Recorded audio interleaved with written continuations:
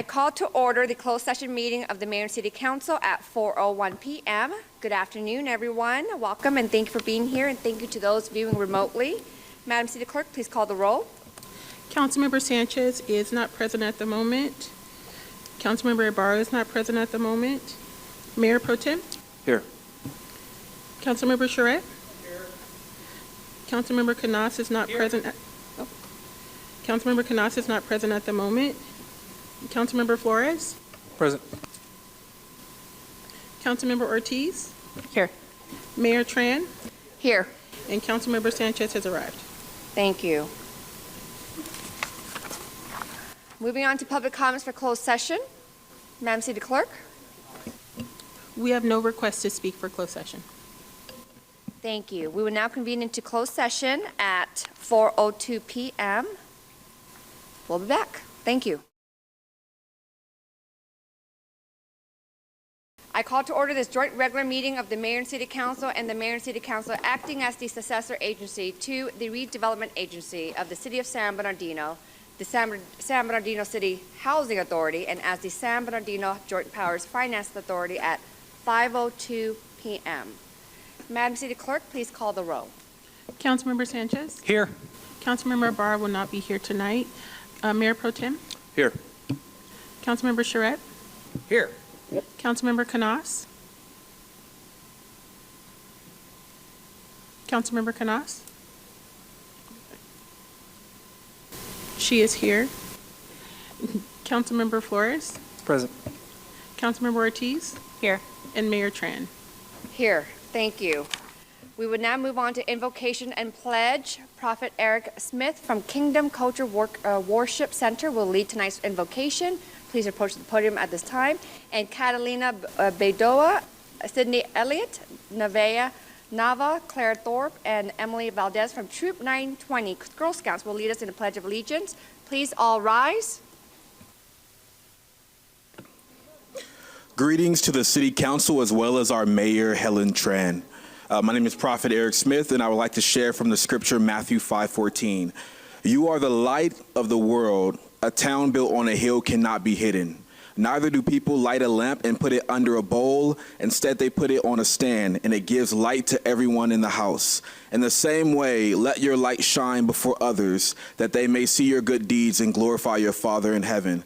I believe our city is going to prepare to shine really bright again. And I believe we're going to excel in entrepreneurship, education, nonprofits, and the arts. And what we build won't only attract money, but will also create morale for our city again. Let's pray. God, we ask that you would establish the city in the place you called her. You've established the city to be ahead of the curve. You've established the city to be pioneers. And we ask for new strength to the council in creating everything that you told them. We pray that you give the leaders hearts to build for generations to come. And we ask this in your name, Jesus. Amen.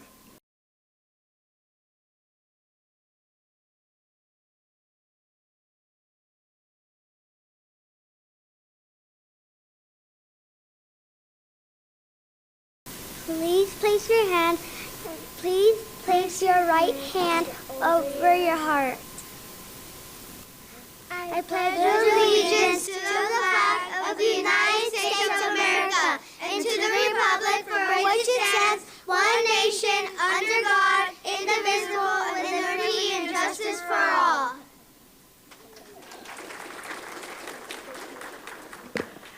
Thank you, Prophet Eric Smith, and thank you to the Troop 920 Girl Scouts. We move on to closed session report. Mr. City Attorney, do you have anything to report? Thank you, Mayor. The City Council met in closed session to discuss the one item on the agenda. There is no reportable action from closed session. Thank you. Thank you. Moving on to presentations, we have two presentations. The first one's the proclamation for Juneteenth week in the city of San Bernardino, June 16th to 22nd, 2025. Can I ask that Tristan Douglas and Jarrett Smith from Only Empire Now please come up to the stage?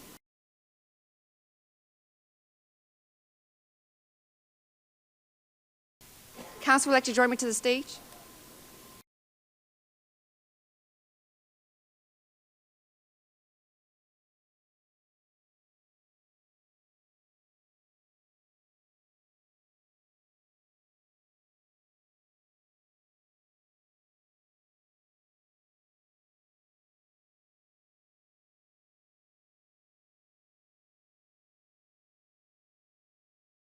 Come on up. We're going to recognize you first. Okay, we are going to move on to the second item first to wait for Tristan to arrive. Councilmember Sanchez, you do have a Citizen of the Month, Maribel Santa Cruz from Studio D. Would you like to come up to the stage?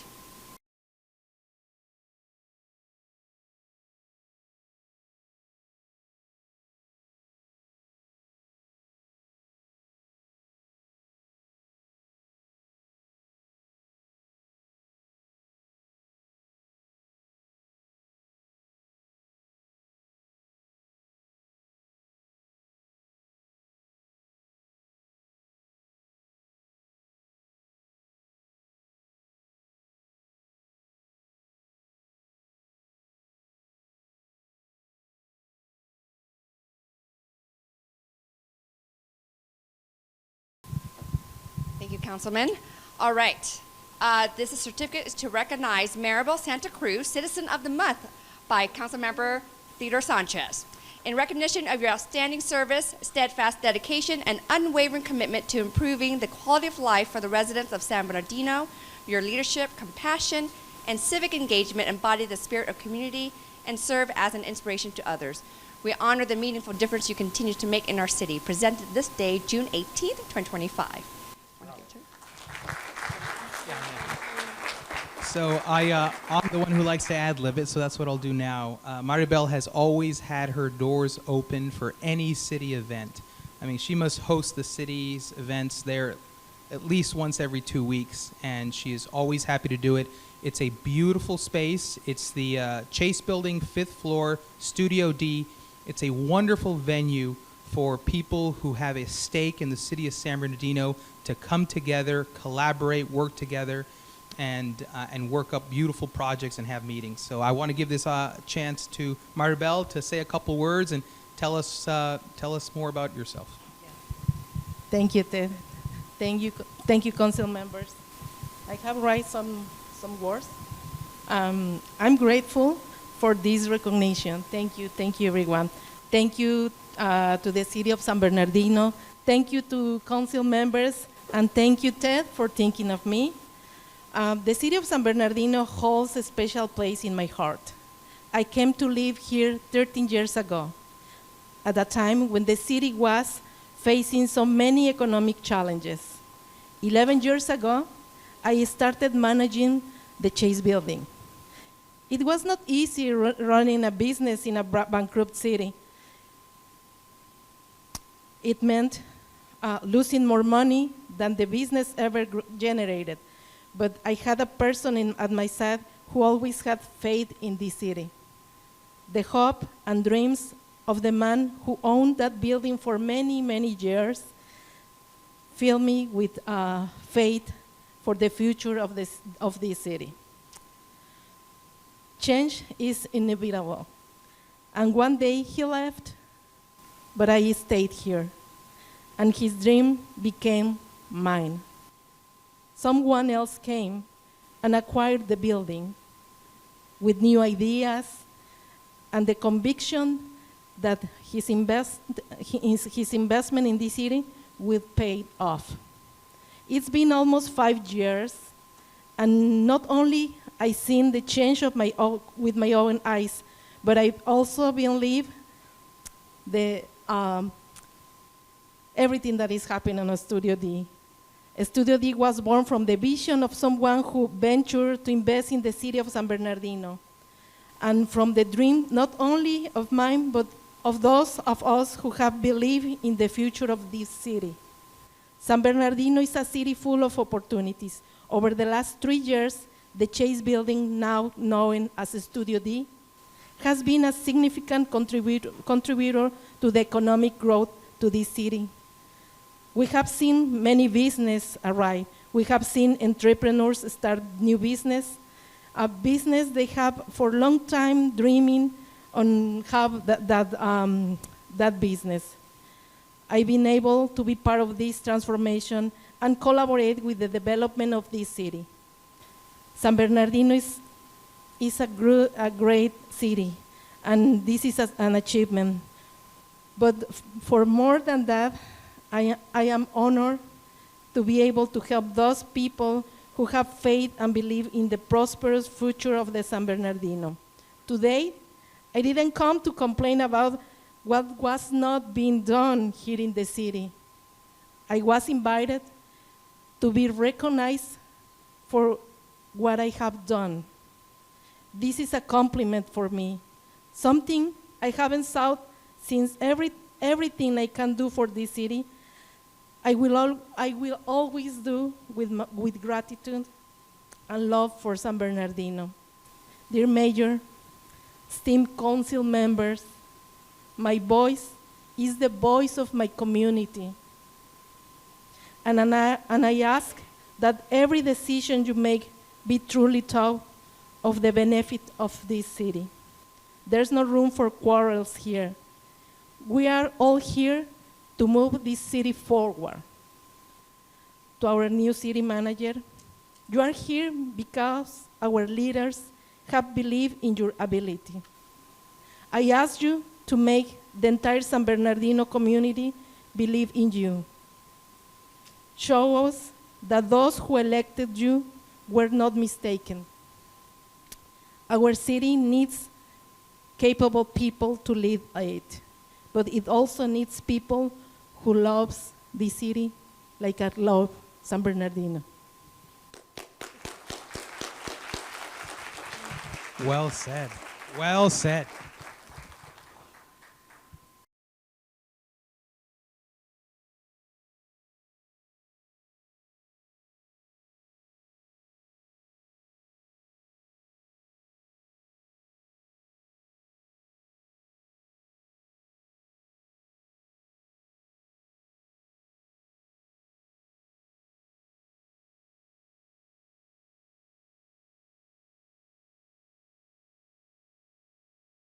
I got something in both my eyes. That was well done.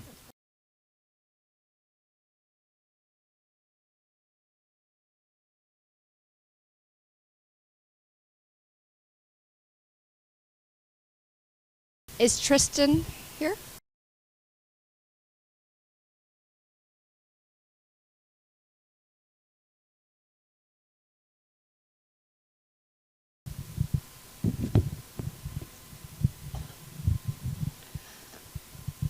Would you like to come up to accept this Juneteenth proclamation? And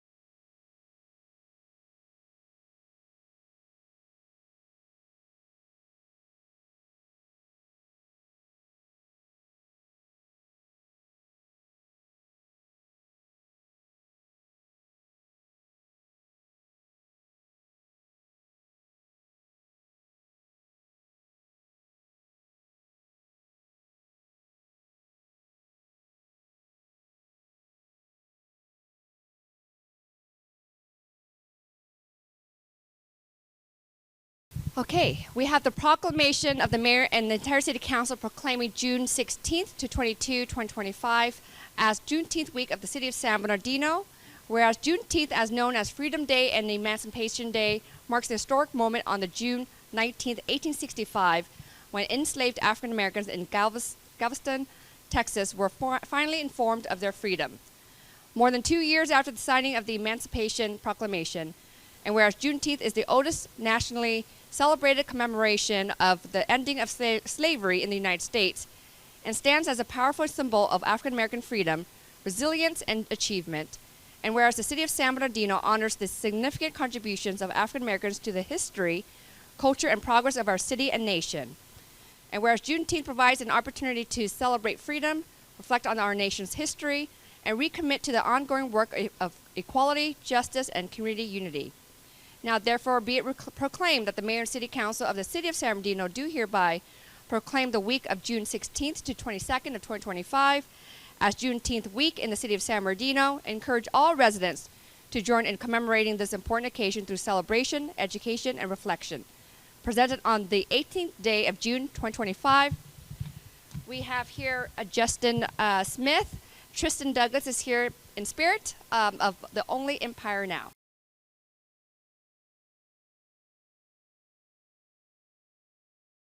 And I do apologize for Tristan and Jared being late.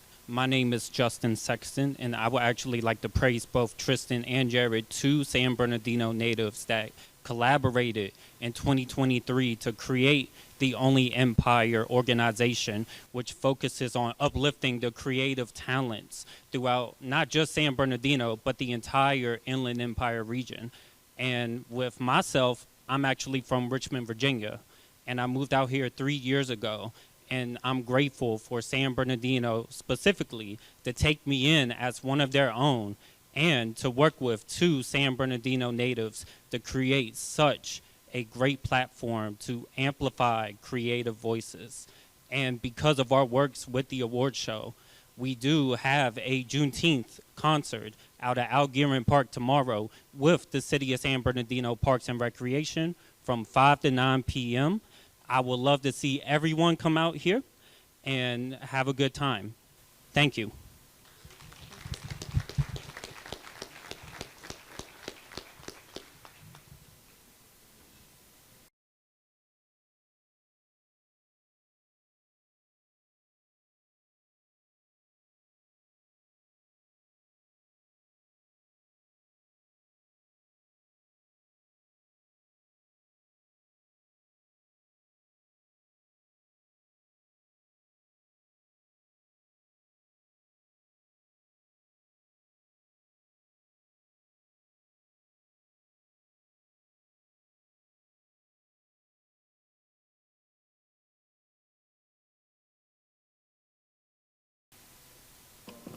We will now move on to public hearing. As required by the Brown Act, all votes during this teleconference meeting will be taken verbally through a roll call vote. Is that correct, Madam City Clerk? Okay, thank you. Yes, that's This correct. ensures that each member's vote is clearly stated and recorded for the public record. Item 3, under public hearing, fiscal year 2025 to 2029, consolidated plan and fiscal year 2025 2026 annual action plan associated with the Community Development Block Grant, Home Investment Partnerships, and Emergency Solutions Grant Programs. I'm opening the hearing at 5:18 p.m. Could city staff provide a presentation? Thank you. Good evening, Madam Mayor and City Council. The item before you tonight is actually the second and final public hearing on the city's 2025 to 2030 Consolidated Plan, also known as the CON Plan, and fiscal year 2025-2026 Annual Action Plan. This information is intended to explain how the city plans to utilize its federal funds from HUD to support housing, homelessness, and community development initiatives. So on June 4th, we initially provided the draft CON Plan and Action Plan. There was one public comment which was received and incorporated into the draft document. If there are any comments tonight, it will also be received and incorporated into the document. As a reminder, the CON Plan is designed to aid the city in assessing affordable housing and community development needs. It also determines how funds from the United States Department of Housing and Urban Development, also known as HUD. It defines how these funds are used, and the CON Plan guides all of the city's future actions. Each year, we use the CON Plan to develop our annual action plan, and that's more or less a roadmap providing specific details in regards to programs and projects which will be funded utilizing HUD funds. And of course, anything outlined in the annual action plan must be aligned with the long-term goals of the consolidated plan or CON Plan. So the top chart actually provides an anticipated funding allocation for the next 5 years. As you can see, we are expected to receive roughly $12 million in CDBG funds, $5 million in home funds, and $1.1 million in ESG funds. The big, beautiful budget was passed, and for now, we are still holding true to our CDBG and home allocation. There has been discussion that there may be some reductions in future CDBG funds, but as of right now, we're still moving forward with this. And the first year allocation for fiscal year 2025-2026 is outlined. We actually received this funding allocation from HUD on May 14th. Let me make sure. Yes, We received our funding allocation from HUD on May 14th, and this will enter the city's coffers once our draft plan has been approved by HUD. And that's roughly a little over $2.7 million in CDBG funds, a little over $1.1 million in home funds, and $241,347 in ESG funds. The city actually released a NOFA in January of this year, and we were able to fund the following projects, which do align with HUD priorities, the community's needs, and are in compliance with the applicable federal regulations. There were a few organizations who were not funded, and they were not selected for one or more of the following reasons. Either their proposal did not meet the threshold eligibility requirement, they lacked sufficient alignment with CDBG program priorities and national objectives, and/or they demonstrated limited capacity to carry out the proposed activities or fiscal responsibilities and program deadlines. But I am happy to say that with the funding the city did receive, we're able to provide a wide range of services to individuals who are low income, who are unhoused, who are at that moderate income level, and that's from dental services to medical care to rehabilitation services, housing assistance services, and services to the unhoused community. We also have funding, as you can see, for our future housing project. We entered into an ENA with Jamboree. And then we also have funds allocated to assist individuals who are dealing with landlord-tenant disputes, and the city contracts with Inland Fair Housing and Mediation Board to provide those services to the city. We also have funding for family services, which intends to expand into our city, providing services specifically for our residents as well as the Salvation Army. And that's pretty much the highlight. Again, if we receive any public comments, that will be incorporated into this draft. At the end of the conclusion of tonight's meeting, if there are no public comments, or if there are public comments we'll receive, we will upload this document into IDIS, and that's just HUD's format system where they will begin the process of reviewing and giving us our final approval and then releasing the funding to the city. Staff is available if you have any questions. Thank you. Madam City Clerk, do we have any public comments? We have one request to speak from Scott Olson.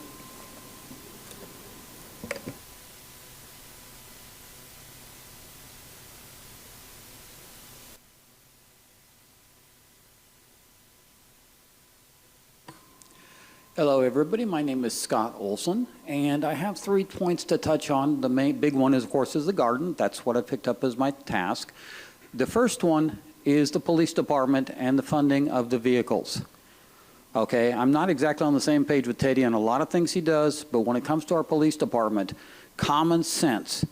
Our police chief made a very good case, one of the best clarifications I've ever heard from a public official. It's common sense. You saw what happened in LA. Now forget about the politics, but let's look at how many police department cars were taken out in a matter of 15 minutes. Any little situation like that in San Bernardino, if you don't have the cars, our city will be impacted huge. Get him up the police cars he needs. Keep him in reserve. It's a whole lot easier to backfill a reserve than it is to scramble when you don't have anything and you're coming up short. The second part is the mayor's office. And I'm going to take a little historical trip back to the last mayor. A lot of you didn't like him.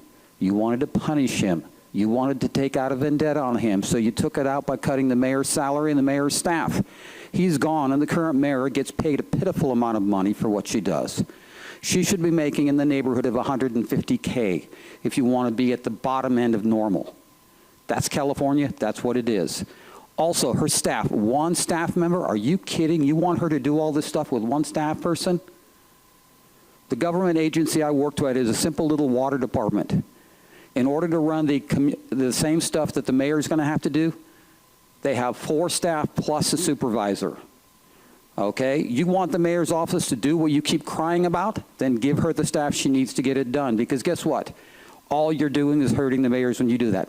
And finally, the garden. I would like to thank Juan Figueroa, Treasurer Ortiz, Mario Flores, Kim Noss, am I forgetting one? Oh, Sandra Ibarra.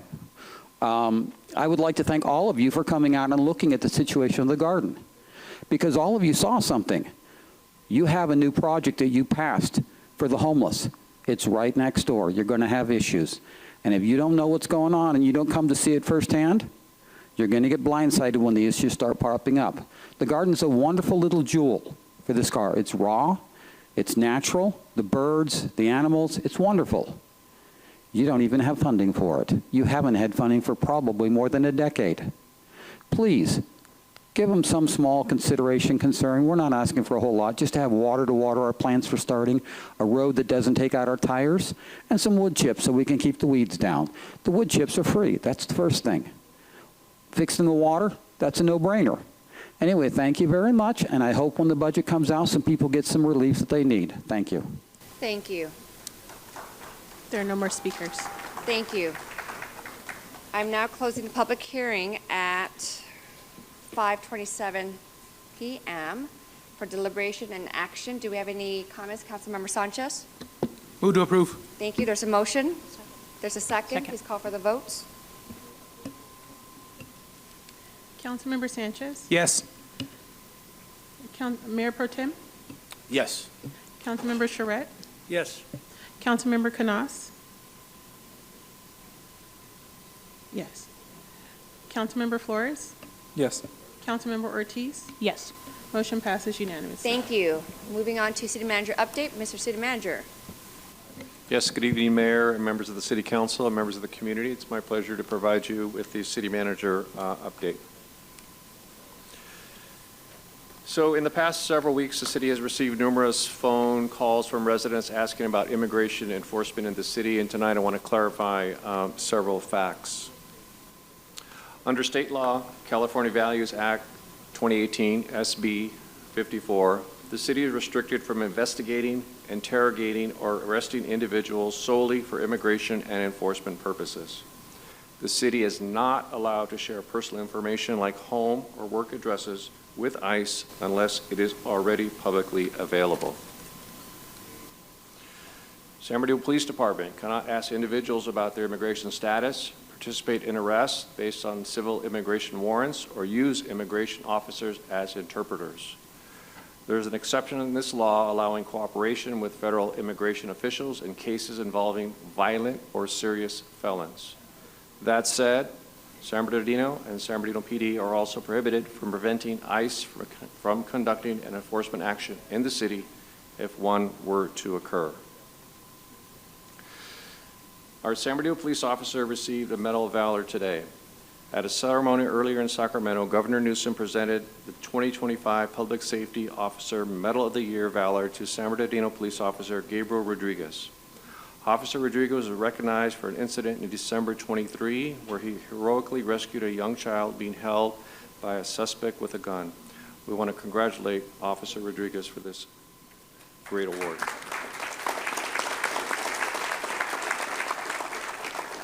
We have a world champion in San Bernardino. Congratulations to our rising boxing star, Terrible Terry Washington, who on June 7th won the WBF International Junior Flyweight Championship. He remains undefeated with a 4-0 record, all by way of knockout. Terry is a San Bernardino native who trains at the Project Fighting Chance, located at the Ruben Campos Community Center, led by Terry Boykins. I told you he'd be a champion. We have some distinguished schools designations. Congratulations to the students and staff at Palm Elementary and Ramona Alessandro Elementary who were named California Distinguished Schools. The Distinguished Schools program recognizes schools that demonstrate exemplary achievements, and both of these schools were recognized in the category of closing the achievement gap and exceptional student performance. The California Theater for the Performing Arts has received 3 accolades from the 2025 Best of the Inland Empire Readers Poll that was just released by the Southern California News Group, publishers of The Sun and Press Enterprise. This 97-year-old theater, currently under renovation, was named Best Live Performing Arts Theater, Best Live Entertainment, and Favorite Kids Entertainment. We want to thank the SCNG readers and congratulate our operator, Theater Arts International Foundation.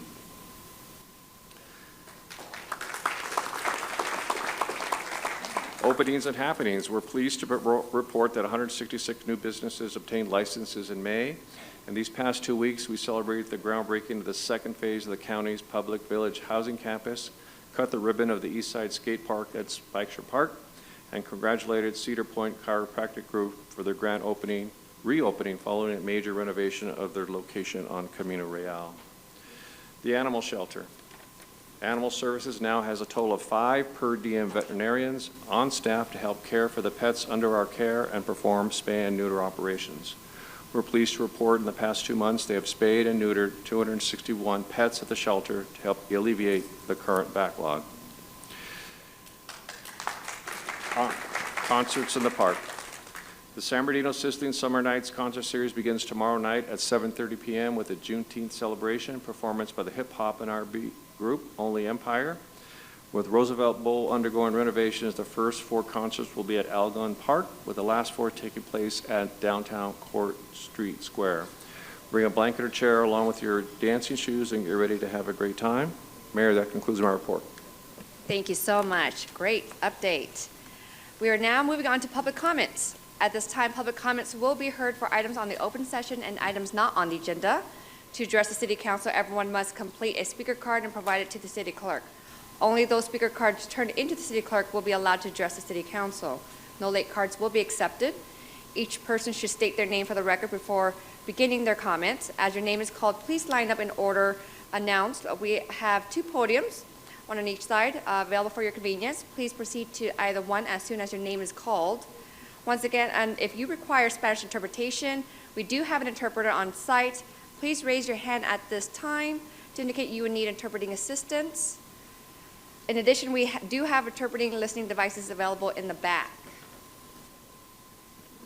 En este momento se escucharán los comentarios públicos para artículos de la agenda y artículos que no están en la agenda. Para dirigirse al Consejo Municipal, cada individuo debe completar una tarjeta de orador. Se debe completar la tarjeta de orador y entregarla a la Secretaría Municipal en este momento. Solo aquellas tarjetas de orador entregadas a la Secretaría Municipal podrán dirigirse al Consejo Municipal. No se aceptan tarjetas tardías. Cada persona debe indicar su nombre para el registro antes de comenzar sus comentarios. Al ser llamado, por favor, forme una fila en el orden anunciado. Disponemos de 2 podios para su comodidad. Diríjase a cualquier de ellos tan pronto como se le llame a su nombre. Si necesita interpretación en español, tenemos un intérprete presente. La que está hablando, por favor, levante la mano en este momento para indicar que requiere servicios. También tenemos aparatos disponibles para escuchar la Junta en español. Thank you. Gracias. We have 33 speakers tonight, and each speaker will have 3 minutes. Madam City Clerk. Superintendent Mauricio Arellano, Irma Flores, Al Palazzo, Mike Hartley, Christian Shaughnessy, Kim Calvin, Luis Ojeda, Eric Marquez, Ronica N., Ben Pratt. Good evening, Honorable Mayor, Honorable City Council members, beautiful citizens of the City of San Bernardino. My name is Mauricio Arellano. I serve as the proud superintendent of the San Bernardino City Unified School District. I'm a proud product of the City of San Bernardino, and to be specific, 13th and F, so that's where it all happened. Let me begin tonight by just thanking you for your leadership and your service. Leadership is not easy, so please know that I see you and I value you, and we have faith in all of you, so thank you for your service to the city. I want to formally congratulate and welcome our new city manager, Mr. Eric Levitt. Looking forward to meeting him, working with him, and reigniting the bridge committee that we've been talking about over the last couple of years, so looking forward to working with Mr. Levitt. Want to thank my old friend there, Bill Gallardo, for his service coming back to the city of San Bernardino. We played Little League Baseball together at UCT on 7th and Waterman, Ultra Boys at Our Lady of Guadalupe, man. So thank you for all your service. I'm here this evening to just share some positivity with our community today. And we're working on building that pride of the city of San Bernardino. So you have with you just a copy of a book that we call We Are San Bernardino. And the theme was What Brings Me Joy. So we're trying to create that pride in the city of San Bernardino, show everybody that good things are happening here every day. So please look through that book. We gave you some extras to put at City Hall perhaps, but we want to build up our kids because we have great kids here in the city of San Bernardino. But my last statement and what I'm really here for is to talk about keeping our brilliance right here in the city of San Bernardino. I've provided you a career technical education course guide. And this shares with you all of the different career technical education programs that we offer here in the city of San Bernardino. And we've been establishing some great working relationships across the city with our unions, with our county. At the moment, we're working on a program where we can create a pipeline of our students graduating from the school district with either their internship certification or their certification CTE, and have them go straight into the workforce in the county of San Bernardino. So that's kind of something that we're working on with the workforce development. So I'm here to give ourselves an aspirational challenge and see if this is something that we can do, where we can keep our brilliant kids right here in the city of San Bernardino. And the problem is they've been leaving. And so we want to acknowledge that the brilliance is here, keep them here, and we can continue to work and build our city together. So if there's an interest in that topic, let's work together. I know maybe when the city manager's here, we can start kind of bringing that to fruition. So just wanted to reinforce with the council and the mayor, we're here to support you. We're here to support the vision. We're here to help you lift the city, and we're here to make the city of San Bernardino shine. So thank you so much for just giving me a few moments of your time this evening. Thank you. Thank you so much. Yes. Sir, excuse me, sir, just really quick. This is some great art that's in here. I would certainly love for us to partner up with you to see if it'd be okay to display, just to showcase some of the artwork here along the walls. I'm not sure how we would be able to do that, but I'm suggesting that to see if we could somehow partner up with the district to showcase some of the great artwork that's in here and put it up on the wall for maybe a month or something like that, and we can, a replica or a copy or something like that. Consider it done, sir. Thank you. I really appreciate that. Thank you very much. Thank you so much. Thank you, Mayor Fulton. Excellent suggestion. Thank you so much, Superintendent. Next speaker, please state your name. My name's Al Palazzo, Mayor, council members, city manager. I want to thank Ethan Flores for asking all the good people who attend these meetings to make a positive difference for praying for me. For 2 years, I have reached out to you, mayor, council members, 4 city managers, through this microphone to share ideas to rebuild San Bernardino. I have applied for 2 jobs. No one will meet with me to have detailed, serious conversations, to hear these ideas, or to interview me. Mr. Wilson made a decision for you that you would not interview me, so you never considered my ideas. I will never stop trying to share ideas developed with my education and training, creativity, and imagination to rebuild San Bernardino. I will never stop fighting for social justice, sharing and explaining ideas to create economic opportunities to improve the lives of the people of San Bernardino. I congratulate the new city manager. I will be reaching out to you. I want to earn your respect, to have the privilege to have a seat at the table on your staff as a member of your team working for the good of the people of San Bernardino. We can rebuild San Bernardino through the ideas I want to explain. Nobody else will bring you these ideas to consider. Thank you again for your prayers. Thank you. Next speaker, please state your name. I have a hat today. I'm very happy with it, as you can tell. Now, I invite all of you to come take a tour of my garden. It's on 6th Street in Pedley. It's a community garden, and it's run by the Parks and Rec Department. Unfortunately, our Parks and Recs director has left us, well, our interim one. So I hope we find a good replacement. And I'm glad to see Al Palazzo here today. I heard he was sick, and I'm glad to see him doing better. And, oh, also, I just found out a group I'm a part of, the people of San Bernardino, has tiny pamphlets now. Isn't that wonderful? I'm very happy with them. They look great. Now, my garden. I would still appreciate if people on the dais would visit more often. especially the ones with glasses and over 60. I'm talking about Fred. We would love to have you. Oh, also Theodore, I guess, but also the mayor, I forgot. But of course you're all welcome. I would love to have you there. Oh, also my cat, she's doing well. She's coughing up more hairballs, which is good. Doesn't get stuck in that digestive tract. It's not healthy for them to consume their own hair, which is why it's always recommended to brush them in the summer.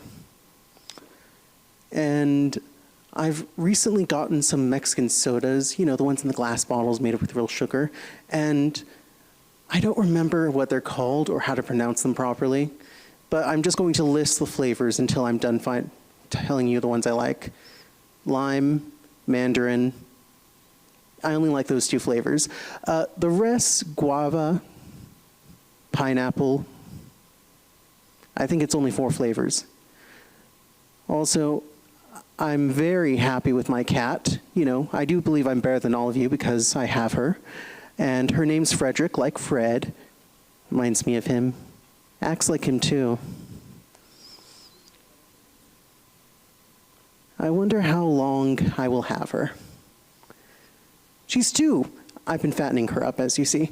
Well, you would if you ever saw her. She is incredibly fat. And I've basically had nothing to say on this today. I mean, the items on the agenda are important, but unfortunately I don't feel any of them today. But I would like to still talk and encourage civic engagement here, even if it is for ridiculous things like the things I say. Bye. Thank you. Next speaker, please state your name.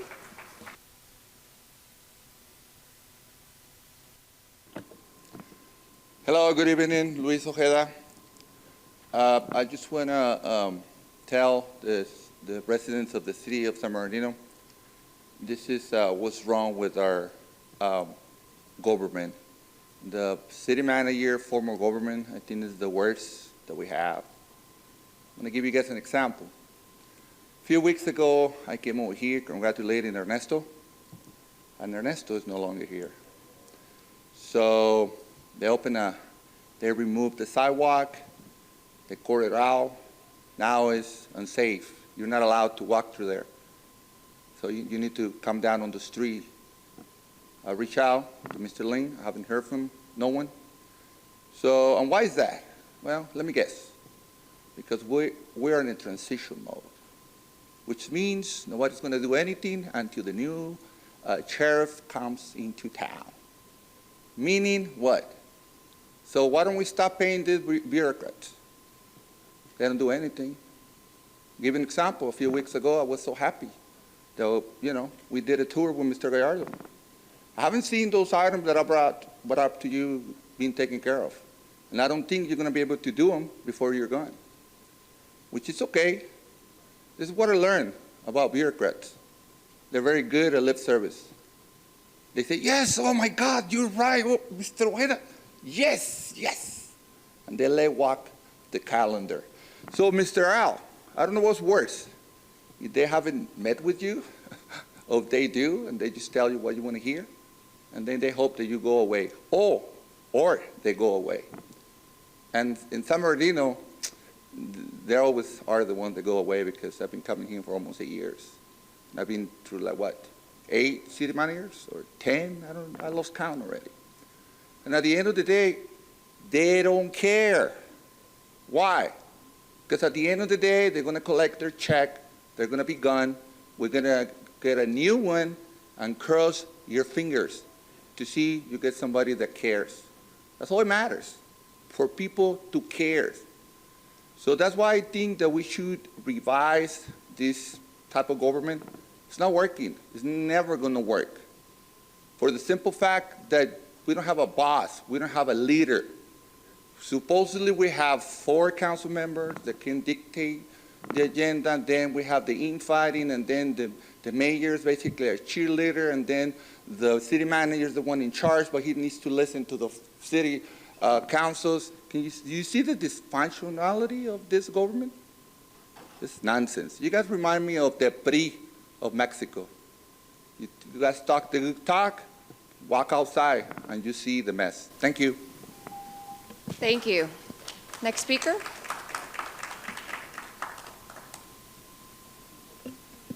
If you heard your name, please come up to the podium.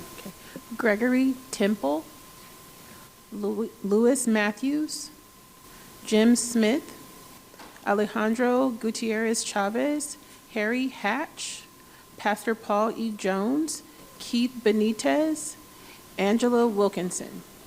Thank you. If you heard your name, please start lining up behind the podium. Thank you so much. Next, please state your name. Good evening, Mayor and Council. My name is Benjamin Pratt. I'm the Vice President of IBW Local 477, representing about 1,500 power professionals in San Bernardino, Inyo, and Mono County since 1906. We've been right here since 1906. I came here today to discuss with you some of the outreach that the IBW is doing here in our city. We're pretty proud of what we're doing. We're trying to build a true partnership with the city, as we have with Superintendent Arellano and our esteemed school board right next door. The people of our city deserve opportunity just as much as everybody does in Orange County or Los Angeles. And we at the IBW have decided to put our money where our mouth is and not just talk about it. We're going to be about it. So here's what we've been doing so far. The first thing that we started, again, was with San Bernardino City Unified School District. And we've been running a pre-apprenticeship program based out of San Bernardino High School. It's open to kids from around the district who are interested in the exploratory phase of the electrical field. Basically, our first year curriculum is given to them at no cost. If they complete our program, they are provided with a direct interview to our apprenticeship committee, which normally takes several months to make happen. And the reason that's so important is because we believe that we lose a lot of our young people, during that gap between graduation and employment. So we're really trying to bridge that gap and make that pipeline complete. We're thrilled with the board and the staff over there. Those guys have been great and willing partners, and we're hoping to establish the same relationship here in the city. We already are on the way, I think.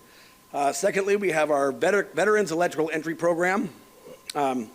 This is for, really quick, let me rewind. I want to thank Mayor Tran for attending our San Bernardino City Unified School District pre-apprenticeship graduation. It was our second cohort. Thank you for taking the time to come and be a part of that. It was a special day, and we really appreciate your presence there. Thank you. Now back to our Veterans Electrical Entry Program. Our recently separated veterans from Fort Irwin, 29 Palms, and the Marine Corps Logistics Base, when they EAS, they haven't really had much opportunity. It's taken them a while. So what we've done is we've established the VEEP program, which allows them interim credentials before they EAS from the military. So that way, when they separate from active service, they are placed in our apprenticeship program. We are an international union, so wherever they're from, they can leave one of these bases and be placed in an apprenticeship at their home, or if they choose to, they can stay right here in San Bernardino. And we definitely encourage that because we want that kind of a talent here in our hometown. And I would like to thank Councilman Charette for always attending our VEEP graduations. We appreciate having you there, and also thank you for your service to the country, sir. Next, we have been reaching out to Project Fighting Chance. Oh, thank you. I'm going to let Brother Greg Temple take it from here. Thanks. Thank you. Good evening, Mayor and council members. My name is Gregory Temple, and that's actually my co-worker, Ben. I'm a representative out of IBW Local 477. I'm a business rep. And I just want to give you a little history about the IBW and what program that I actually have. He's mentioning programs. I'm the director and started a program called ERP, which is Electrical Reentry Pathway Program.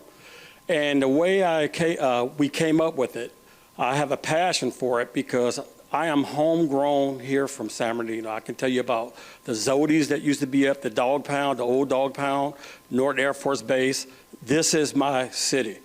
And so 40 years ago, I was actually incarcerated. And so the IBW actually gave me a chance, and I'm actually a 36-year member of the IBW and actually a business rep. And I can tell you this, my pension is so fat you wouldn't even believe it. And so the electrical reentry pathway program, what it does is I take individuals that were incarcerated or actually going into the prisons, and what we do is we give them a pathway to actually get employed by the local union. And once they complete the apprenticeship program, they will be making well over 6 figures a year with the pension included.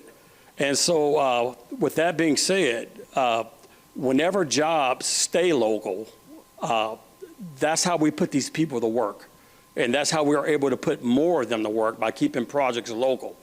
And so with me being here, I'm the history of what the IBW has done. But through the ERP program, the gentleman that's going to speak behind me is somebody that just got accepted into our apprenticeship, and he was formerly incarcerated.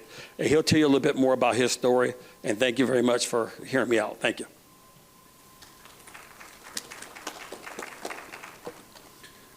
Hi, councilmen and councilwomen. I'm Louis Matthews. I'm part of the ERP program that Mr. Temple had discussed with you guys. I've recently was released from prison in 2023. I did half of my life in prison. During that time, he talks about opportunity to us a lot. And, you know, I had opportunity to take college classes in there, to take rehabilitation, self-help groups. And the whole time while I was in there, I was trying to get into the electrical field and, you know, get a trade there, which I was unsuccessful in. Being released, they have us go to this PAC meeting. And I talked to everybody in there just to get basic information to try to see, you know, if I could continue that pursuit to get into the electrical field. And that's how I stumbled across Mr. Temple at the IBEW. And his ERP program gives us an opportunity to be able to earn livable wages, to take care of our family. It's life-changing in a sense.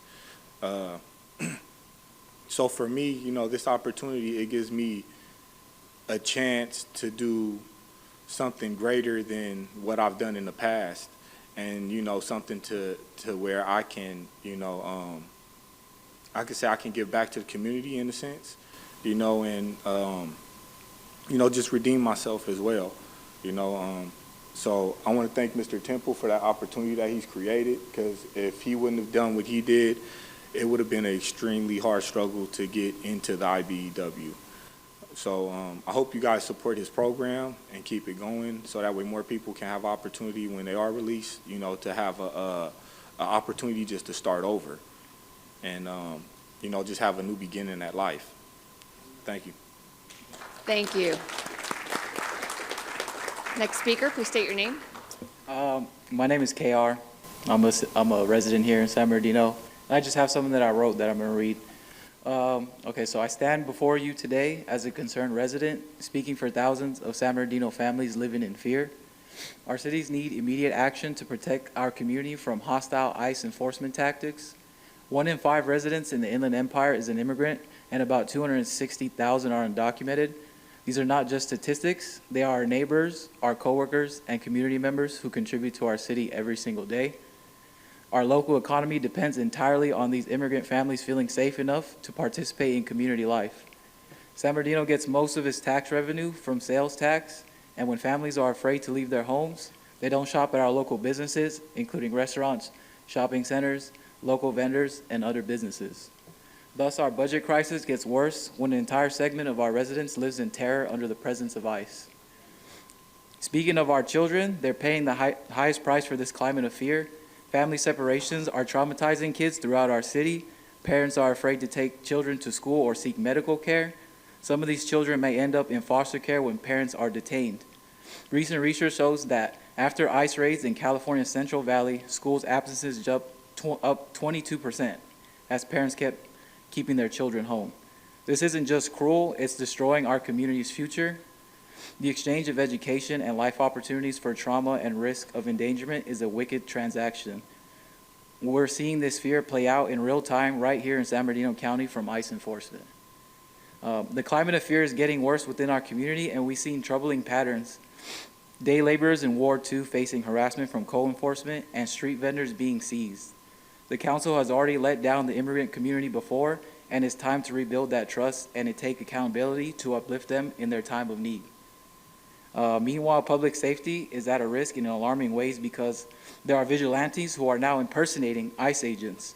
Furthermore, ICE agents have been caught pretending to be other government agencies, which is illegal under California law. Impersonation and disguise increases the paranoia of safety of our concerned citizens. It's not just about immigration anymore, but about basic public safety for everyone in San Bernardino. Even legal residents aren't safe from these operations. More than 75% of people booked into ICE custody in the fiscal year 2025 had no criminal conviction other than immigration or traffic-related offenses. Immigration is not a federal crime. Green card holders and other legal immigrants are being swept up in these operations, and less than 10% of those detained were convicted of serious crimes like murder, assault, robbery, or rape. These operations are hurting hardworking people who contribute to our community every day. And even then, the rule of due process must be exercised for the detainee as they have a right to defend themselves. Our city is at a... Thank you. Okay. Thank you. Next speaker, please state your name.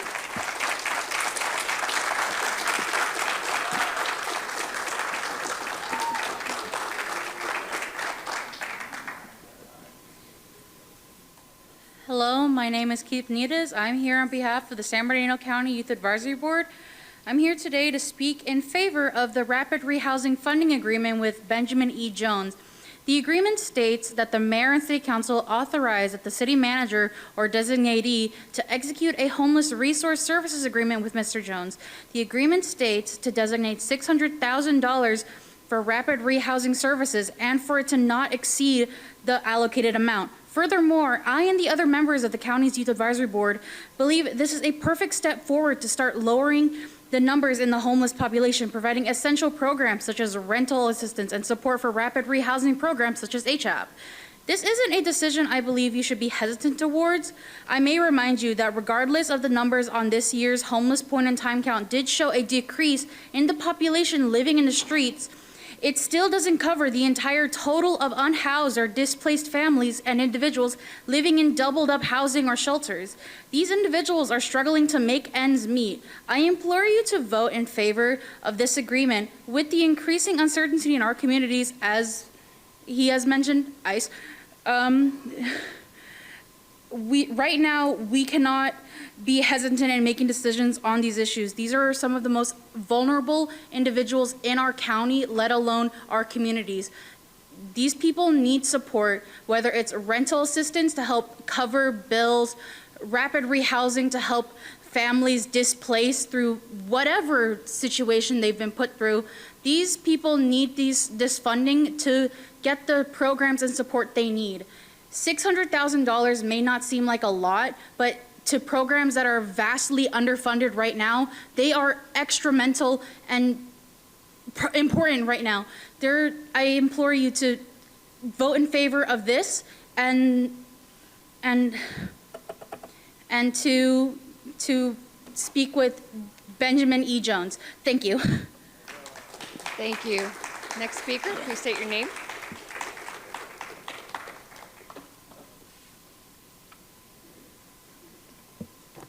Evening, Council. Madam Mayor, my name is Harry Hatch, Ward 7. I'm here to talk about fireworks. Fireworks are a problem for this city specifically because you have an ordinance in place which allows the sale of safe and sane fireworks during a 5-day period in the city. Who is enforcing those permits? I've asked you that twice now, Fred. I'm still waiting. Again, this is an issue that you have the ability to make a decision on. All you have to do is say, this organization will take care of the city's city ordinance on permitted fireworks, but you have not done it. And in not doing so, you're leaving yourself open, wide open for a civil suit. Now I'm even going to give you a little bit more help. I'm going to go out there on the 4th of July, and I'm going to buy Safe and Sane fireworks. I'm going to buy Safe and Sane fireworks that are sold by our city. But I live in the North End. It's not allowed for me to do that, but who's going to enforce it? I want to know where I can turn those fireworks in when I buy them. You're there, you can tell me. Who is going to enforce it? Please. That's all I'm asking. Just tell me who is going to enforce it. Thank you. Thank you. Next speaker, please state your name.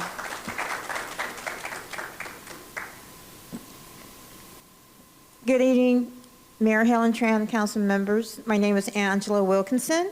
I am an Assembly District Delegate for Robert Garcia for AD 50, and also a board member for the Colton Area Museum. First, I want to thank Mayor Helen Tran and Kenesha Boyd for informing me of the ribbon cutting of this skate park over in San Bernardino. It is just amazing, and that's what we need. Second, I wanted to mention on behalf of Director Peter Savella of the Immaculate Catholic Church Food Distribution, he asked me to speak on his behalf, reference Tom Minor Park in San Bernardino. I guess it's been a couple of years, he said, that it needs to be renovated. The kids are still playing on it. The fence has been broken down. But I was informed by Joe Baca Jr., Rep. Leanne, and said that that is in the process for this summer of 2025. So I did send an email on his behalf to Kim Kness. And if the city can inform Mr. Savala through his email when that is going to start, possibly start for that. Because this playground is actually dangerous for the kids. Second, I wanted to invite everyone, including in San Bernardino, to the San Bernardino Luncheon Club and to hear our next guest speaker, which will be field representative of Senator Eloise Gomez Reyes, Michael Townsend, and that's going to be on this Friday, June 20th at Juan Polo Restaurant, and the topic is going to be legislative updates. Thank you so much. Thank you. Next speaker, please state your name. Hello, my name is Pastor Paul E. Jones. To Madam Mayor and the City Council, amen, God bless you. I am the CEO for Benjamin Jones Community Resource Center here in San Bernardino. The Resource Center has been open up for 15 years. We enjoy what we do. We are privileged to work with several people, several of the people in San Bernardino, naming the County of San Bernardino Housing and Homeless, the City of San Bernardino Housing and Homeless, San Bernardino Probation Department, Park and Recreation, 211, and a host of others. We have been working with them for over 3 years. We provide services such as food for low-income families. We feed the homeless, clothes. We provide hygiene, ID vouchers, replacement Social Security cards, birth certificates, and so on. Motel vouchers, temporary housing, permanent housing, and rapid rehousing for the last 2.5 years. A lot of this has been done out of our pocket. I'm sorry, out of my pocket. Correction. We say we give because, at Benjamin Jones Community Resource Center, we say we give because we're blessed, and we're blessed because we give. We love what we do, and we do what we love. So you can't stop us no matter what. Nobody can. Nobody but him. Amen. So we enjoy what we're doing. I thank God for the City of San Bernardino that they have allowed us to do so many things in San Bernardino and work with so many different people. I appreciate you much. I invite each one of you all, even out in the audience. We have several different programs. We have over 9 different programs in San Bernardino County that we do every single month. Third Fridays of the month, we are at Paris Hill Senior Center from 8 o'clock until 11:30.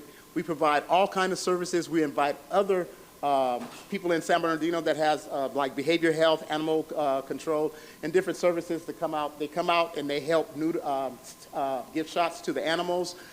They do all kinds of stuff. Amen. Now I'm starting to get excited, so my preacher part is getting ready to show up in just a second. So, but on the third Fridays, we're at Paris Hill Park. At Fourth Fridays, we're at Nunez Park, and at Nunez Park, we have a host of services. Thank God. I thank God for Vanessa. Vanessa works with Park and Recreation, has allowed us to work at these parks, and I invite anyone and everyone, come out and see what we do. And then when you come out and see what we do, come volunteer. Whatever you do, do not wear a suit, do not wear a dress, come out there to work. The only way we're going to make San Bernardino greater and better is we work together. And I invite each one of you all to come out. We also work with Cal State San Bernardino. We provide food for them. We provide food for Valley College. We provide food and different things, hygienes and everything for Victor Valley College, a host of things for San Bernardino City and for San Bernardino County. If you want to do something for the city, come join us. Amen.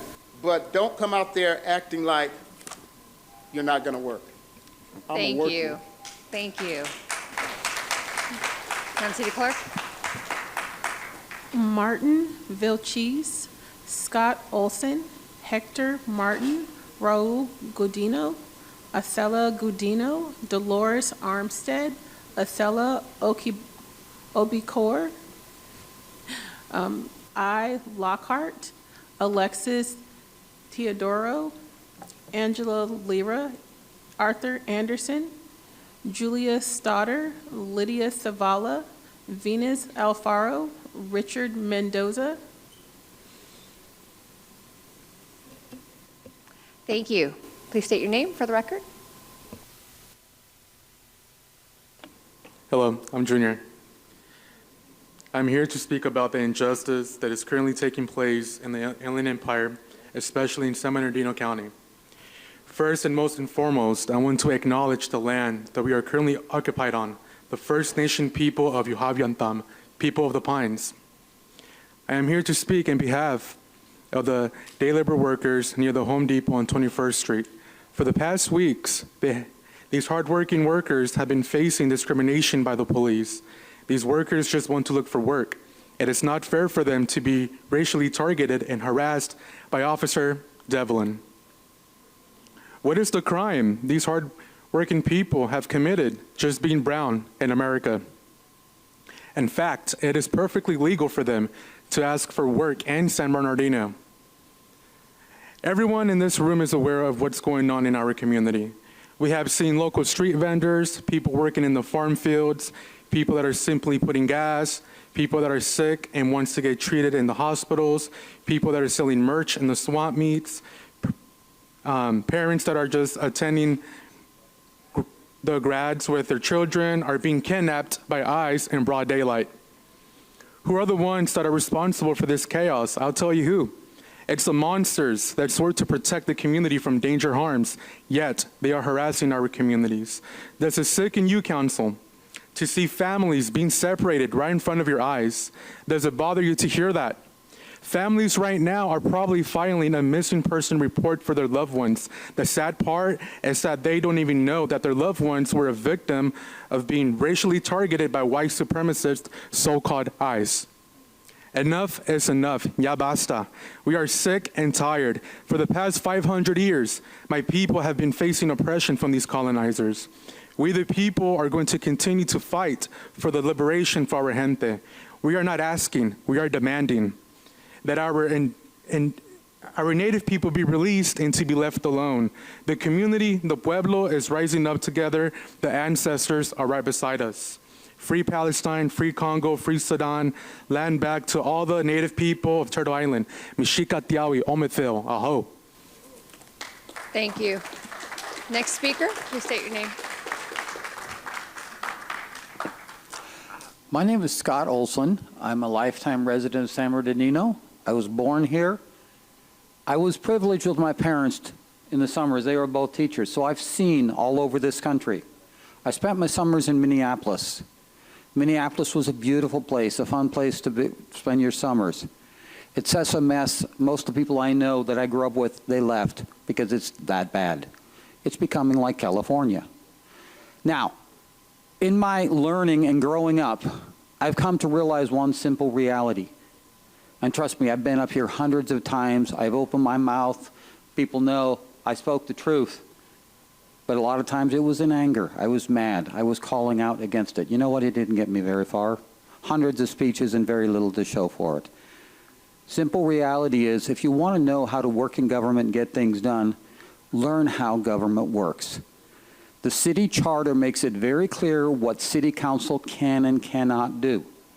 One of the biggest disgraces in this city is our current charter and the power it takes away from the mayor. Y'all want her to do things, but you don't want to give her any money, you don't want to give her any staff, and you don't want to give her any authority. And you wonder why things are the way they are. City Attorney's Office. We used to have two very strong city attorneys over a 50-year period. Go back and look at how much they cost the city compared to what it costs. It's not BB&K's fault. Simple reality. In the state of California, if you have an elected city attorney, he is the police chief of the elected officials. In other words, he can hold them accountable. You voted that away. Now you have a charter that says BB&K by law cannot be the police chief. You wonder why you have more legal costs? Because BB&K's hands are tied. Your hands are tied as a city council and a mayor. We're stuck with it. We have to learn to work with it. We don't have a spending problem in San Bernardino. Look at the income that goes into Fontana. Look at the income that goes into Rancho Cucamonga, Ontario. We have a revenue problem. You wonder why they're doing better and why they spend less on their... They're not spending less on their police department. They have $100 million plus more in income. That way, it's not a high percentage. The police department here, calls for services, should have more money than all of those cities I mentioned because of the job they're stuck doing. But because we have a revenue problem, that's our issue. The budget is passed. You can only do what you can do. I get it. I did my little plea for the garden. Oh, by the way, thank you, Eric, for bringing up your cat. You see, I have several cats, and I love my cats, but I need to get rid of some. They need a forever home. A lot of us are dealing with that in this city, and we get no help from the city. We get stuck with it because the city just doesn't want to deal with it. And you want us to support you? Why? Anyway, it's a time to work together. It's time to get things done. It's time to put the process first and the emotions last. Thank you. Next speaker, please state your name. Hector Martinez. Good afternoon, everybody. I'm a daily labeler here in the city of San Bernardino, specifically of the Home Depot of the city of San Bernardino. The reason to come here in this meeting, because of the last time that I was here, asking for justice for the daily labelers. We're essential for here. We deserve the respect. I'm asking, I'm claiming for specifically an officer. I don't have the name, but we have evidence. We have video, we have pictures of this officer. The weekends he goes on Saturdays and Sundays. It's the only officer, I want to be very clear, the only officers are not bothering us, but this only officer, only Saturdays and Sundays. Right now, we are asking from all the daily laborers from Home Depot, we are asking from the sheriff, from the police department, only that officer, it's only one officer. We have him on photography and video. Every weekend he goes out and disturbs us from Saturday and Sunday. We are asking, we're pleading us to please, on the name of all the daily laborers, to stop bothering us from this Saturday, please. It's only one officer, like I've said. We have evidence that he is bothering us, he's mitigating us.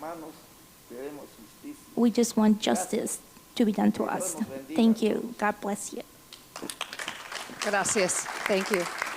Next speaker, please state your name. Good evening, council members and Mayor Helen Tran. My name is Raul Godino, and today I come to speak to you regarding an issue with investors coming into our city and putting in halfway homes that are filled with rapists and child molesters living next to our women, children, and families. I was born in the city, and I lived in it my whole life. I went to Aquinas High School, Cal State, San Bernardino for my bachelor's, and currently am there for my master's in public administration. And I work in the city. I grew up here. I love the city. I will do anything for the city to be better and to come out ahead. Seeing my community, the one I grew up in, filled with love and families, to be filled or to be bought by an investor next to my parents' home, to house not one, not two, not three, not four, not five, but 6 rapists, convicted rapists, 2 of them being child molesters, and the number keeps counting every day, every week. My parents live in fear. My community lives in fear. Neighbors, children, next door to that house on the other side, there's a small school bus that picks up a child every day.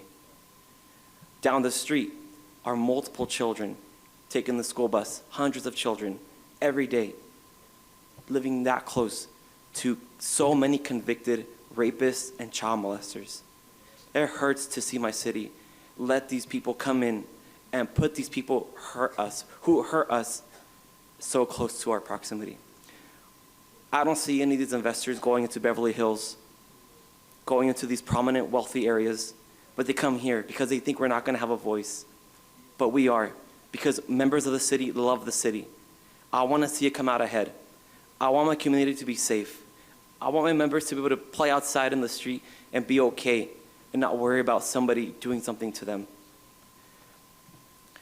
I have a 6-month-old child. I have a 4-month-old niece and a 7-year-old nephew. We can't even go outside in our own backyard and play in peace because we feel their presence looking over our yard, living right next door to them. It hurts to know that my son cannot go to his grandparents' house, to our house, and have a good life because I have to live in fear. They have to buy a whole new security system just to sleep better at night. But seeing them every day, the number keeps rising of whoever lives in there. It truly does hurt. And if you think that this can't happen to you or in your community, it can. It's happened to me. I never thought it would, and it did happen to me. We can't let these investors come in who live outside of the city, put all these people. And Juan Figueroa, you're currently in my Ward 3. I tried calling you, but your number on the website has a dead dial tone, and the city clerk number is a 090 area code, which is also incorrect. So I look forward to hearing back from you. Thank you. Thank you so much. Next speaker, please state your name.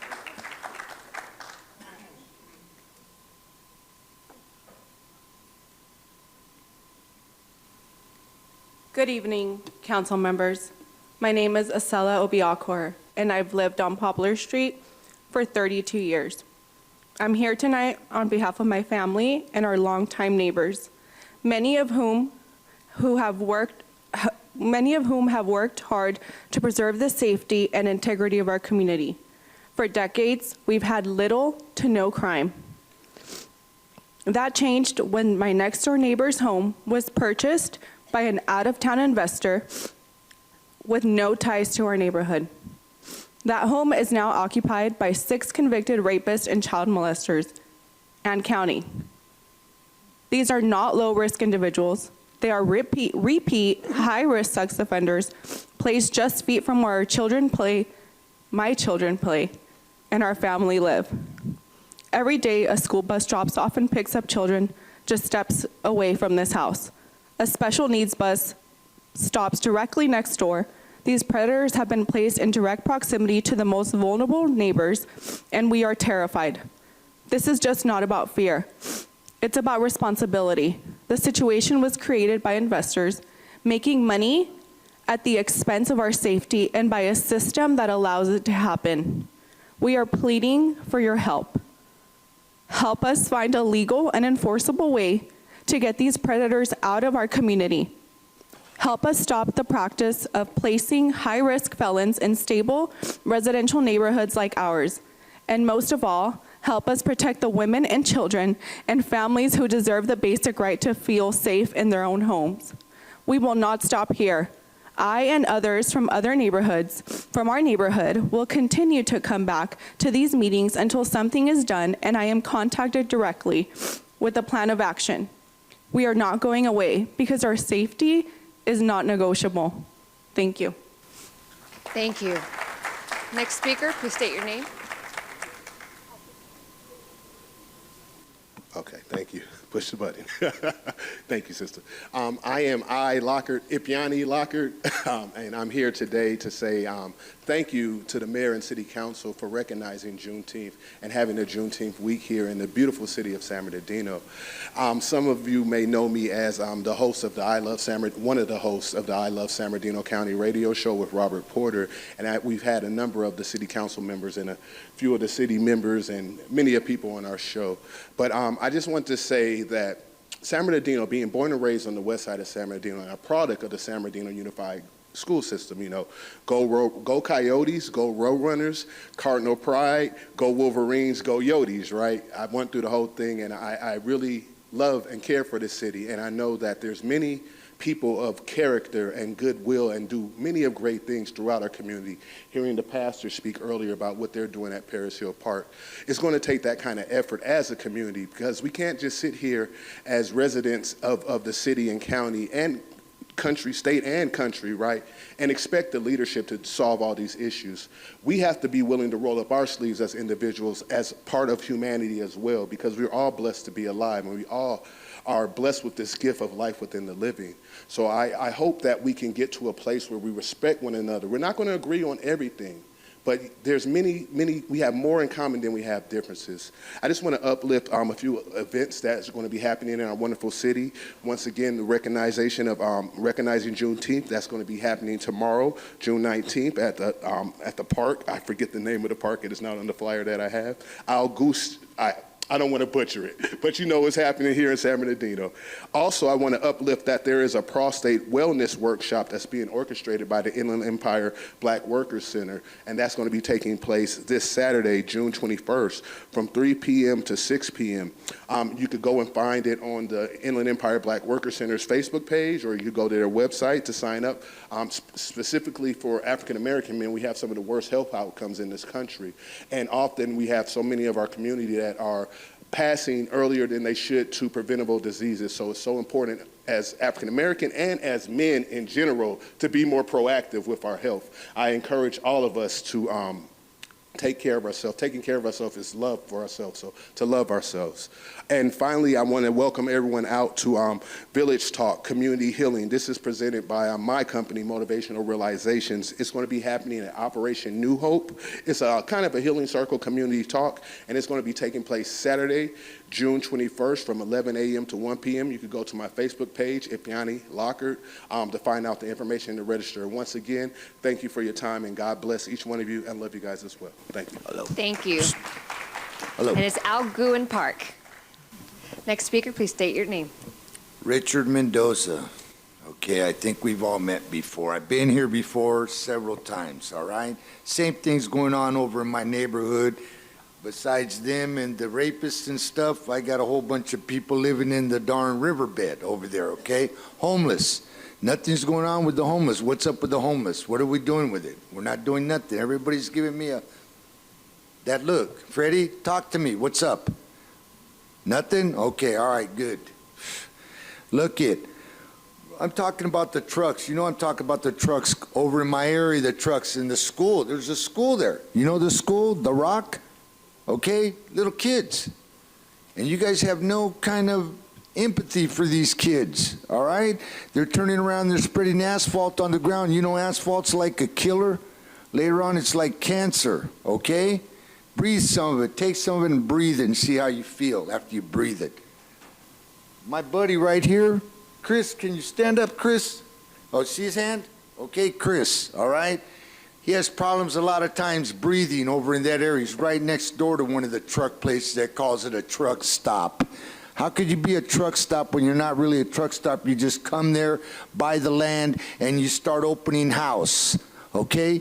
Look at this. This is revenue. Has he ever came up here and got a license? I don't think so. I don't think he ever has, you know, which is really sad. How can you let businesses open up and they're back there in the back and they're open up and nobody worries about getting that little fee there for the city? I mean, that's revenue, isn't it? If I'm wrong, tell me I'm wrong. Oh, okay, all right. That's all right. I'll settle for that, okay? But The main thing is what I've been telling you is about those trucks. My man can't even sleep at night, okay? And he works in the morning. He goes to work. Don't you, Chris? You work with your friends, okay? And he's got to get up in the morning. They got reefer trailers running all night. In that area, there's a state law that you can't run that reefer at night in a residential area. You can't. You got to be on the place where you're delivering that stuff to. Okay, the yard that you're delivering it to, you got to be on that yard and you can run it there. Okay, but what's going on? Nothing. But I'll be back. I'll be back. I'll be back to talk to you again. I'm just going to have to keep coming back till you get tired of seeing me. All right? Freddie, I like you, man, but not good enough to vote for you, pal. Okay? Thank you. Thank you. Next speaker, please state your name. Good evening, Mayor and City Council. My name is Angel Lira. I'm an organizer with the Pomona Economic Opportunity Center, and I'm here to speak on behalf of the day laborers near the Home Depot on 21st Street. So day laborers are a vital part of San Bernardino's economy and community. They are working people, and many of them arriving in trucks looking for honest jobs. But in the past, and still right now, they've been ticketed just for parking in the nearby lot where they stay, looking for work that's vacant and unpaved. We came last month and we were able to come to agreement with code enforcement to stop the harassment, but the day laborers are still being harassed by police officers, specifically Officer Devlin. In addition, we had a concerning situation this week where officers came to tow a day laborer's car and give him a ticket. And when we asked for their badge number and identification, they said verbatim, they don't need to give us that information. Especially right now with all the concerning issues with ICE and individuals dressing up as ICE to go kidnap a lot of these hardworking immigrants, we want to tell the city about that situation, and we want to make sure that that doesn't happen again, and also for the police officers to stop harassing the day laborers. In addition, we're asking the city to support a real solution, a day labor center, on a portion of the large lot next door, parcel 0144-04265, which is already an active auto dealership. It's commercial, it's paved, and it's built for vehicle activity. It's the ideal place to bring safety, order, and dignity to a hiring zone that already exists informally. And we want to keep things moving. These day laborers have been experiencing fear. A lot of them haven't been showing up to the corner looking for work. They need to pay rent, they need to pay their bills, but they fear that they're going to get kidnapped by ICE. And we want to make sure that they're being kept safe and they're not experiencing police harassment on top of that. Thank you. Thank you. Next speaker, please state your name. My name is Arthur Anderson, director of the nonprofit People of San Bernardino. I'm here to speak about a few things. I do want to congratulate Maribel Santa Cruz for Citizen of the Month, a good friend and ally of ours. I also wanted to speak about the Valley View neighborhood that Richard Mendoza was talking about. In many of my endeavors as a field operative for different campaigns, that neighborhood seems to suffer exceptionally more than most in regards to pavement and enforcement of code. Many of the residents there will park their cars in front of their own houses and get cited, while trucks parked in the same neighborhood will not be cited. As Richard Mendoza was commenting, they'll run all night and violate city codes on a regular basis. So citizens are typically held accountable, but the truck industry is not. And I think that's why Richard's one voice, but I've heard that story at least 50 times, and there's about 500 people that live in that neighborhood. So I think it's important that members of the council and mayor take that seriously and see what's going on over there. I myself am encouraging anybody that lives in that neighborhood, it's called the Valley View neighborhood, to form the neighborhood association and participate there, try to get solidarity as a group. I'm also here to speak about some of, I think is an issue with the city, and that's the understanding of what graft is. Both honest graft and dishonest graft, which is rampant in the city. People commonly call that corruption, but corruption typically is decided on something that is illegal or something that is exchanging cash for bribes or something like that. But graft is a lot more complicated. Graft, such as what's going on BBK, is not that they are paying city council members or the mayor or anybody for the privileges. It's that they are lobbying so strong and diligently that you wouldn't even consider putting up their contract. That is an example of graft. I think the community should really, and thank you, The community should get informed by reading Tammany Hall Plunkett, Washington's book, Tammany Hall Plunkett. In that book, it's only 100 pages long, and I highly recommend every city council member reads it. It's a way to better understand what it means when someone comes up here and calls out corruption. That part needs to be understood by both the community and also the city council so that we can avoid making those mistakes. Some of you up there have been accused or written up for pay and play, and some of you do this on a regular basis. Maybe you don't know. I do want to make sure that you're informed about that, and I think the best way to get informed about that is to educate yourself. It's a short book, Tammany Hall Plunkett, Washington. Thank you. Thank you. Next speaker, please state your name. Hello, my name is Julia Stouter. I am also a San Bernardino native, a cowboy from Cajon. I'm here to talk about the crushing reality of fascism in our country from our federal government. I'm going to call it what it is. I'm going to use the big F word. It is fascism. And anybody who thinks that disappearing, not kidnapping, disappearing human beings off the streets because they're from like hundreds of miles away, their crime is being brown. That's it.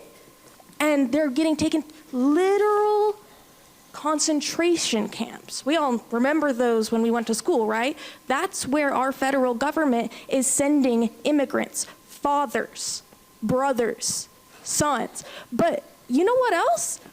Where are the women and children going? Does anybody know where the women and children are that are being disappeared off the streets all around our country? Anybody want to think about them? They're real people too. And that's been a problem in our government, in everything. There's such a lack of humanity happening. If you think that the policing and if you think that controlling immigrants is good, you're a fascist too. That's just a fact. The people will not tolerate it anymore. The people are mad and they're understanding that it is us against them. You are us. You're here to represent us. Our police force here in San Bernardino are meant to protect and serve the citizens of San Bernardino. And immigrants are San Bernardino.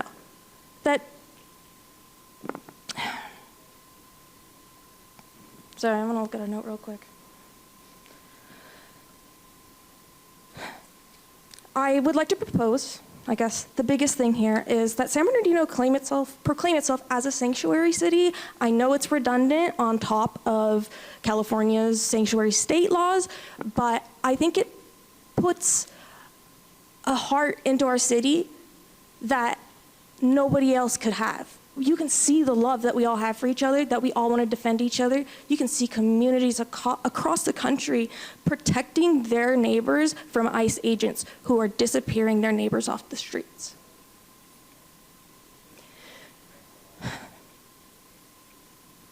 So I propose that we become a sanctuary city to protect those in San Bernardino, both citizens and immigrants that came to this country for opportunity. Free Palestine. Thank you. Next speaker, please state your name. Good evening, San Bernardino City Council, Mayor, City Manager, Interim City Manager. My name is Alexis Teodoro. I'm the Worker Rights Director for the Pomona Economic Opportunity Center. Madam Clerk, I don't know if you submitted my memo to the council. You're not going to pass them out? Okay. I will email it then since Madam Clerk is not giving you the memo. So we're about solutions. I think we've been dealing with this issue for more than 10 years. And we're at the point where we want to talk about solutions. The memo that I wrote for you is a real conversation starter. We would like to not make public comment on a non-agendized item.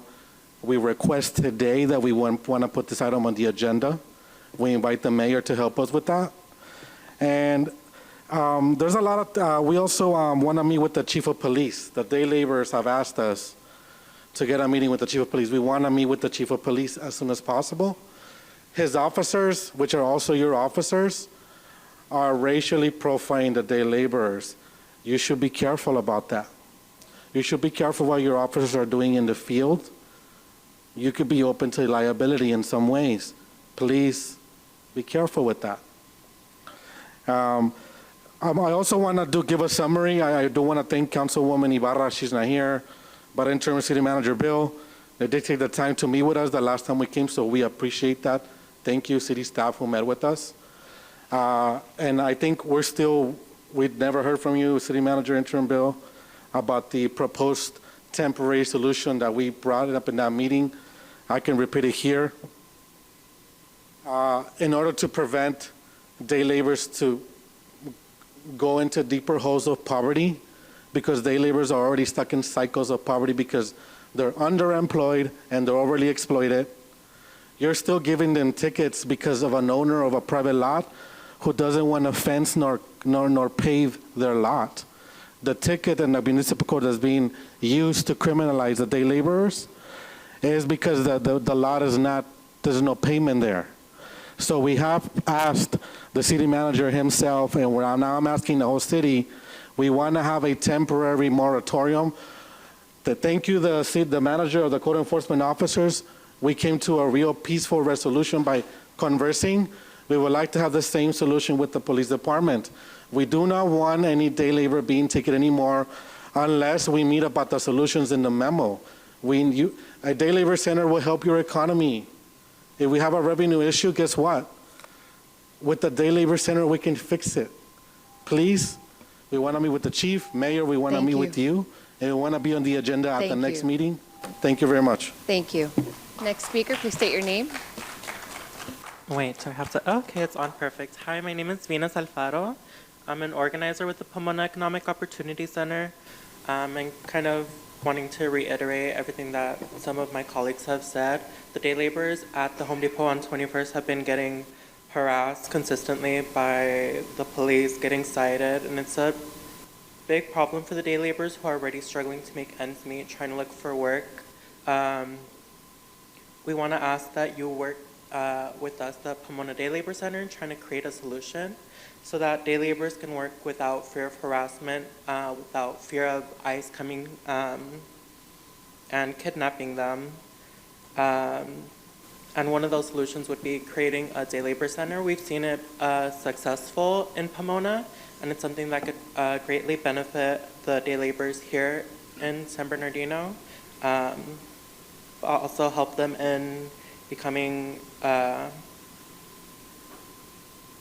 more active members in the economy because they'll have a safe place to find dignified work. Thank you. Thank you. Next speaker, please state your name. Lydia Savala. I'm here to discuss animal services as usual. It has been over 20 years since I served on the board of directors for a nonprofit called SAFTA, Santa Ana Friends for the Animals. We were affiliated with Santa Ana Police Department Animal Services seeking to reduce the pet overpopulation. How do you do that? Not by making a declaration using the miracle of no kill next year. The city of Santa Ana hired a statistician to mathematically calculate the number of animals to be spayed and neutered annually over a period of 5 years. They created an aggressive program offering subsidized spay-neuter. There were posters everywhere in English and Spanish in libraries, vet offices. Spanish language radio was also used, touting the benefits of spay-neuter. A significant decline followed these efforts. How does our city do it? We gaslight. The metrics of the model used to represent success in our city do not represent the reality of our city. Think of it this way. I've got 4 monkeys on my back, 8,000 animals. I get rid of the first monkey by closing the doors to the not-so-magic kingdom, refusing to accept, and when we do accept animals, we charge $200. This results in dumping every day. Staff is encouraged to leave animals where they were found, increasing the likelihood of death through coyote starvation or getting killed by a vehicle. In this model that's used by our city, dead animals do not count. Shoo, shoo, and poof, 1,600 animals are rendered, and one monkey is off my back. I get rid of the second monkey by moving at deliberate speed with no immediate plan to get rid of the distemper virus and get it under control. A month goes by, hundreds of animals die. This was not the city's first rodeo after 5 years of outbreaks. Others get mauled or euthanized due to behavioral issues. Wow, that was easy. I just got rid of 50% of my inventory, and I only have 4,000 left to deal with. This is the beauty of the life save rate. The third monkey gets off my back by persuading nonprofits to take animals without spay-neuter and no accountability, unlike the county of San Bernardino, who requires proof of spay-neuter. Our city doesn't care. If you don't provide proof to this county, you're eliminated as a partner. The fourth monkey I get off my back by relocating, transferring, fostering, and offering free animals. That's about 1,100. So what's missing from this picture? What's missing from this picture is spay-neuter in the community that's subsidized. You took our money, $300,000 for spay-neuter, $200,000 for operating expenses of the 1.1 million mobile veterinary clinic in the community, and now our city is paying the price. As the saying goes, no matter how much lipstick you put on a pig, it's still a pig, and we have one hot mess. Thank you. Next speaker. Yes, my name is James Smith, Honorable Mayor, Honorable City Council people, and specifically the Superintendent of Schools who stayed for the entire evening tonight. My name again is James Smith. I'm the chairman of the Arts and Historical Preservation Commission here in San Bernardino. We just recently had our last meeting. We had a full quorum, had a tremendous presentation from the Arts Council of San Bernardino County. And we need the public to see this. Right now, our meetings are not televised. No one really knows what we talk about. The people on the, I don't know how you could facilitate that in the future, but we talk about very positive things that are happening in the city of San Bernardino, but people don't know about that because it's not publicized as other meetings are. So if that's any possibility in the future, I would encourage you to do that. But I want to take a specific moment right now to congratulate the superintendent of schools. He's doing a tremendous, I've lived here my entire life. I graduated from San Bernardino High School, and I've never had a district superintendent that has the quality and the leadership to move this city forward. That's the future of San Bernardino. That's a very important part of our future. You're an important part of our future. Let's all be on the same page to move our city forward. Again, the presentation was from the chairman, Alejandro Gutierrez of the Arts Connection Arts Council of the San Bernardino County. I hope you would have the time at a city council meeting, because it'll be televised. I think the public needs to know what they're doing to move the city forward with the Arts Connection Arts Council of San Bernardino County. And I want to thank you for the opportunity to be part of the future of this wonderful city. You are doing a tremendous job. I want to also mention Councilman Ortiz, who comes to our meetings. I appreciate what you're doing, all the council people with the roads, the positive things you're talking about. We're moving this city in the right direction. We have a bright future, and it's great to be a part of that here in the city of San Bernardino. Thank you very much. Thank you. Next speaker, please state your name.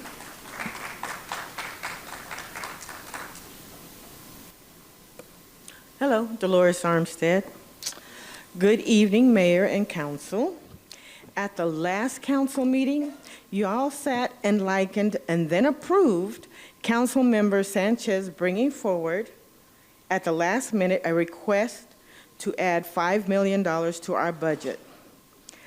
Of that budget, it just so happens that 3 of the budget items are for election donors that have given to his campaign for over several elections. Did you know that? You need to know that. The people need to know that. Somebody's been paid. Councilmember Sanchez thinks that we are all illiterate and basically stupid, as he didn't think that we would be savvy enough to check into his political financials. Well, we do, and we know how. But the worst part of this is his corrupt acts is that the sitting council allowed him to do this without any question. Why? We got to look at all your financials, all your political financials to see what's going on. These types of allowances continue to prove that San Bernardino City Council continuously chooses not to govern themselves. You're letting big money govern you.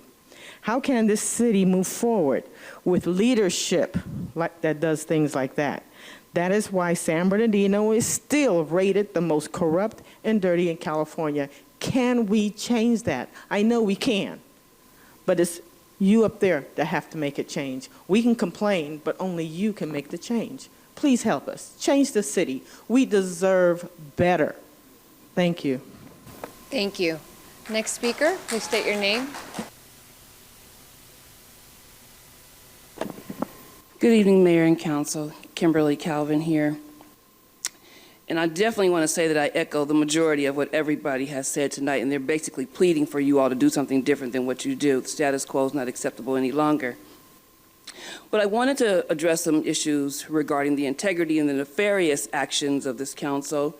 Last week, I watched a press conference held by Attorney Gage on behalf of the claimant Pellis. It seems that many claimants against the city have something in common other than the nefarious acts leading to these claims being filed. But the name JL Group stood out to me.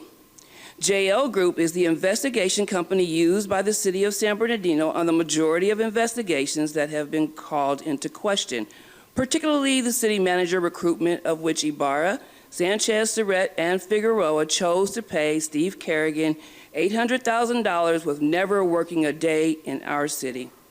Last meeting, Sanchez decided to pose questions as he defended the council's choosing not to support an RFP process for bidding for city attorney rates.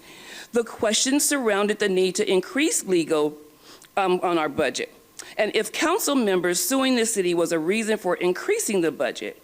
Councilwoman Ortiz shared with the community that City Attorney Carvalho had mentioned to her that council creates many of these lawsuits. Attorney Carvalho has shared the same sentiment with myself as well. To support this position by which the city gets sued, Councilmember Charette should share with the community exactly when he was informed that Councilmember Alexander left his recruitment book at a public event over a weekend and it was returned to the mayor's office.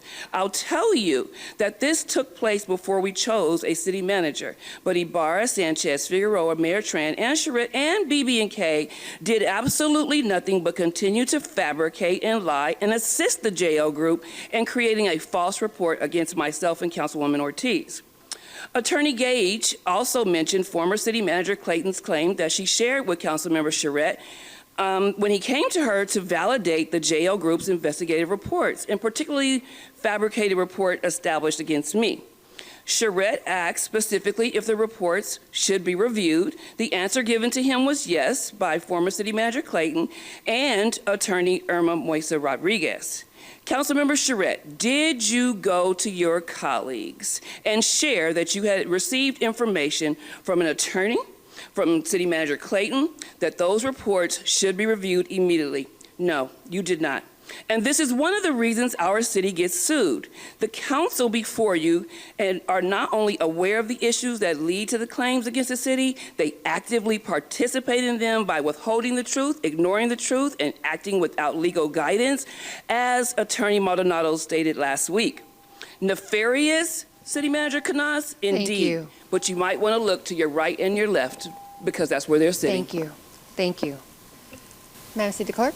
And that concludes the speakers. We did also receive written comments that have been provided to the council on the dais and are available in the agenda backup. Thank you.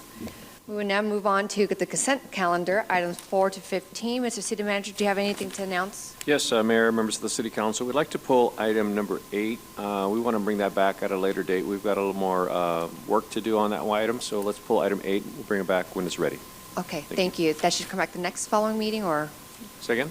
will that item come back the next meeting? Or it'll Next take- meeting if it's ready, or the meeting after. Okay, got it. That's Thank you. And Madam City Clerk, I know you have questions regarding about the items too. Yes, Mayor, I have a administrative correction for item number 4.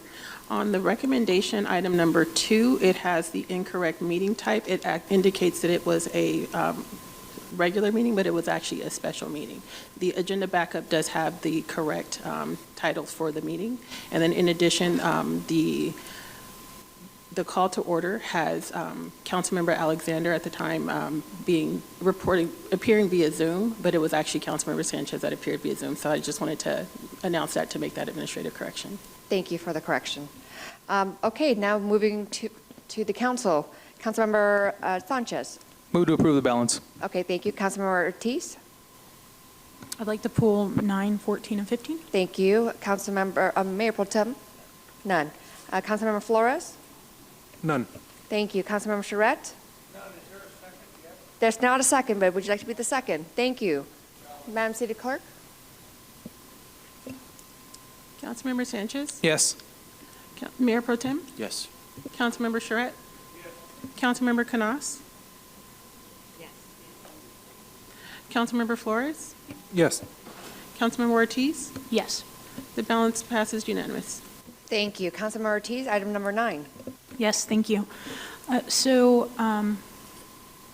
Madam Director, this originally went out for bid, and the company that was awarded the bid ended up turning down the position, as I read. One of the previous employees then started consulting and is able to complete this. Is that within us not, do we need to go out for RFP again? Is this within the purview of the council to be able to hire a consultant? I mean, where are we with this? And how long has this been in holding for you? Yes. Thank you, Councilmember Ortiz. Jeannie Fortune with the Finance Department. As you had stated, this was an RFP and it was awarded 3 years ago, unfortunately before my time. And the goal at that time was to get an assessment, send out the RFP, award the enterprise resources planning system to a vendor. Unfortunately, that award only came late last year in November. That should have been done 12 months when they awarded this in May 22. Now, the said consultant agreed to do a needs assessment, do the RFP, and do the project management. Unfortunately, several months ago, they had told us that they will no longer provide support for that. At this point, we have now been 2.5 years into this process. And the system, just as a reminder for council, part of this was paid by ARPA funding. And we still have a couple more million in ARPA to spend on this project.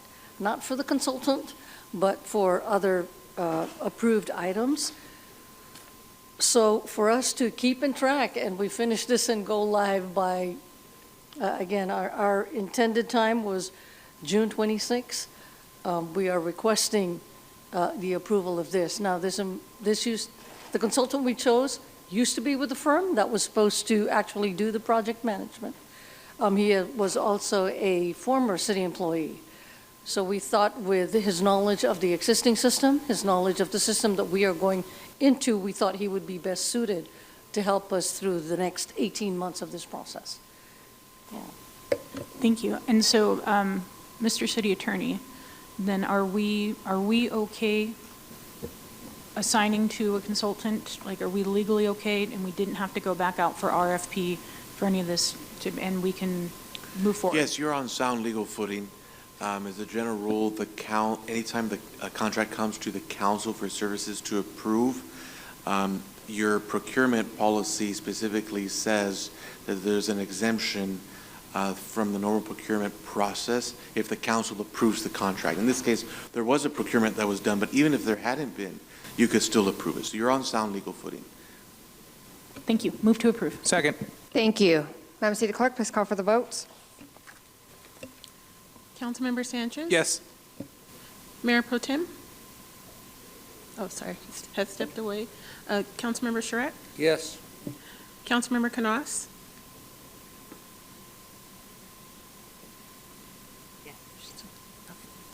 Councilmember Flores? Yes. Councilmember Ortiz? Yes. Motion passes 5-0. Thank you. Item 14, Councilmember Ortiz. Director Merrill, can you give us the Reader Digest version of what this is, just for the satisfaction of the community? Absolutely. This is regarding the Waterman landfill. This was a 19-acre site that the city leased from 1950 to 1960. It was a municipal landfill. It was located at the south edge of the Santa Ana River. And over time, once the city concluded its lease, it went back to the property owner, which was the Tri-Cities Airport area, in which it was, part of that. We then became responsible for the landfill because we were the operator of it. And so in approximately 1994, we began to do, we had been doing what's called SWOT testing, which is testing the water to make sure that it's not being contaminated by the landfill. And then we were also required to monitor and install a methane gas collection system. That was done in approximately 2005. We actually operate a generator down at the landfill to take that methane gas and use it to turn electricity. The city has had continuing monitoring, and in approximately 2017, some of the monitoring probes began to see what we call a hot reading. In other words, they exceeded the regulatory standards for the methane. The San Bernardino County Department of Environmental Health, who acts as our local enforcement agency, issued a notice of violation back then, directing the city to perform several acts.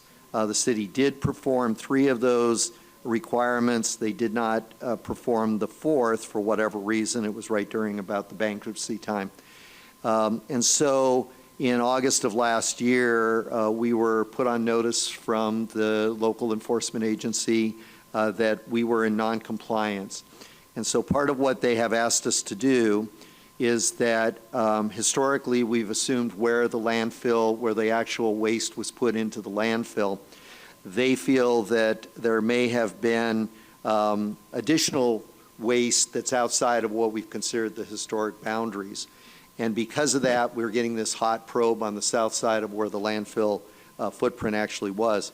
And so because of that, they have requested us to do some additional monitoring and do some intrusive identification of where the actual footprint of the waste is.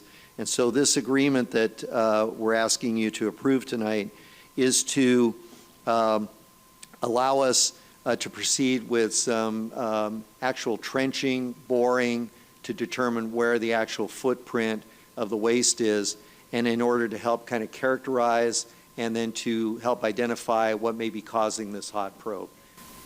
Thank you so much. I hope that was the Reader's Digest. No, that was perfect. Thank you. Thank you. There's a motion. Is there a second? Second. Is there a second? Second. Thank you. Call for the votes. Councilmember Sanchez? Yes. Mayor Pro Tem? Yes. Councilmember Canas?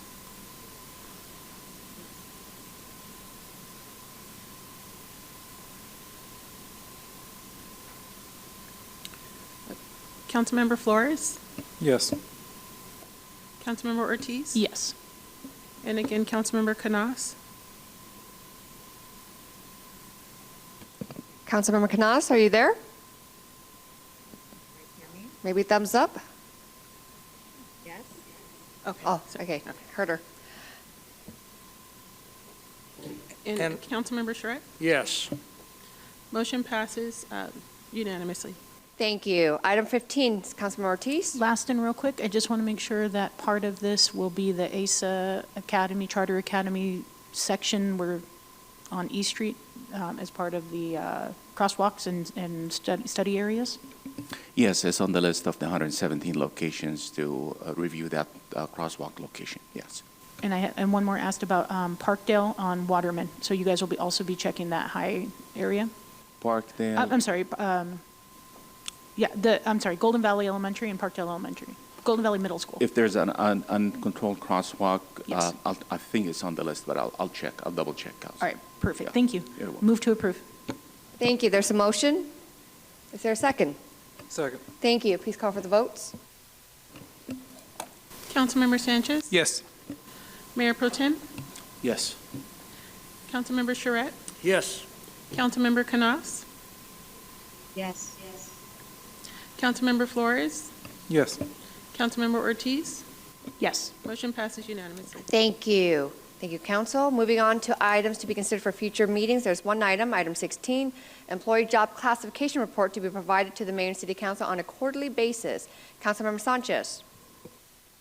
Yes, I would like it to also include or allow enough room for HR to come back with potentially other options that would satisfy proper oversight of reclassification of those positions. Move to approve. Okay. I believe that's a question.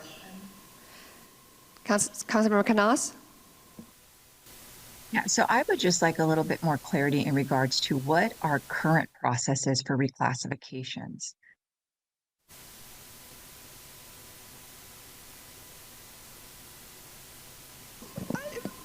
Before we continue, is this open for discussion, or would this just have to just either yes or no and then come back for discussion? I think just a brief response is warranted. Anything more than that, I would say we should enter Thank you. into discussion. Just brief. Very brief, please. Good afternoon, Mayor, Council. Councilmember Canas, the current process is when departments identify positions that are misclassified, they submit a request to Human Resources. Human Resources reviews the request, determines whether or not the position is actually misclassified, and we make a recommendation as to the correct classification. Once we do that, we actually reclassify the position, and the position is changed. The person is moved on to the new classification. Is that upon city manager's approval? It does not go through the city manager. It's through Human Resources. Councilmember Canas? Okay, so I apologize because I thought that reclassifications did have to come before the council, but now you're saying they don't even have to go before the city manager? It has not been requested that they go through the city manager. The process that we set up, and presented to the former city manager, they were okay with the process as it was. It does include a review from the department. It goes through, they have to double check with finance, and then it comes to HR. So Human Resources is in charge of the classification and compensation for the positions. And when we do that review and make that recommendation, that is what's used to reclassify the positions. Thank you. Councilmember Ortiz? So then, the city manager, is this better under the purview of the city manager and not so much like when the budget comes to get like a receive and file than a quarterly report?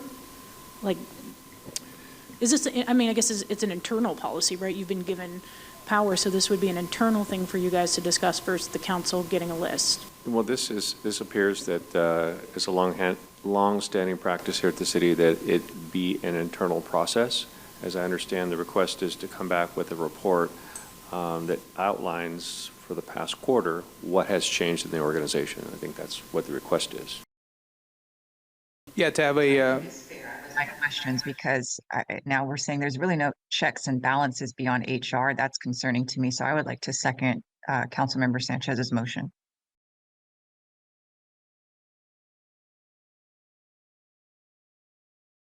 Councilmember Sanchez? Yes. Mayor Pro Tem? Yes. Councilmember Charette? Yes. Councilmember Canas? Yes. Councilmember Flores?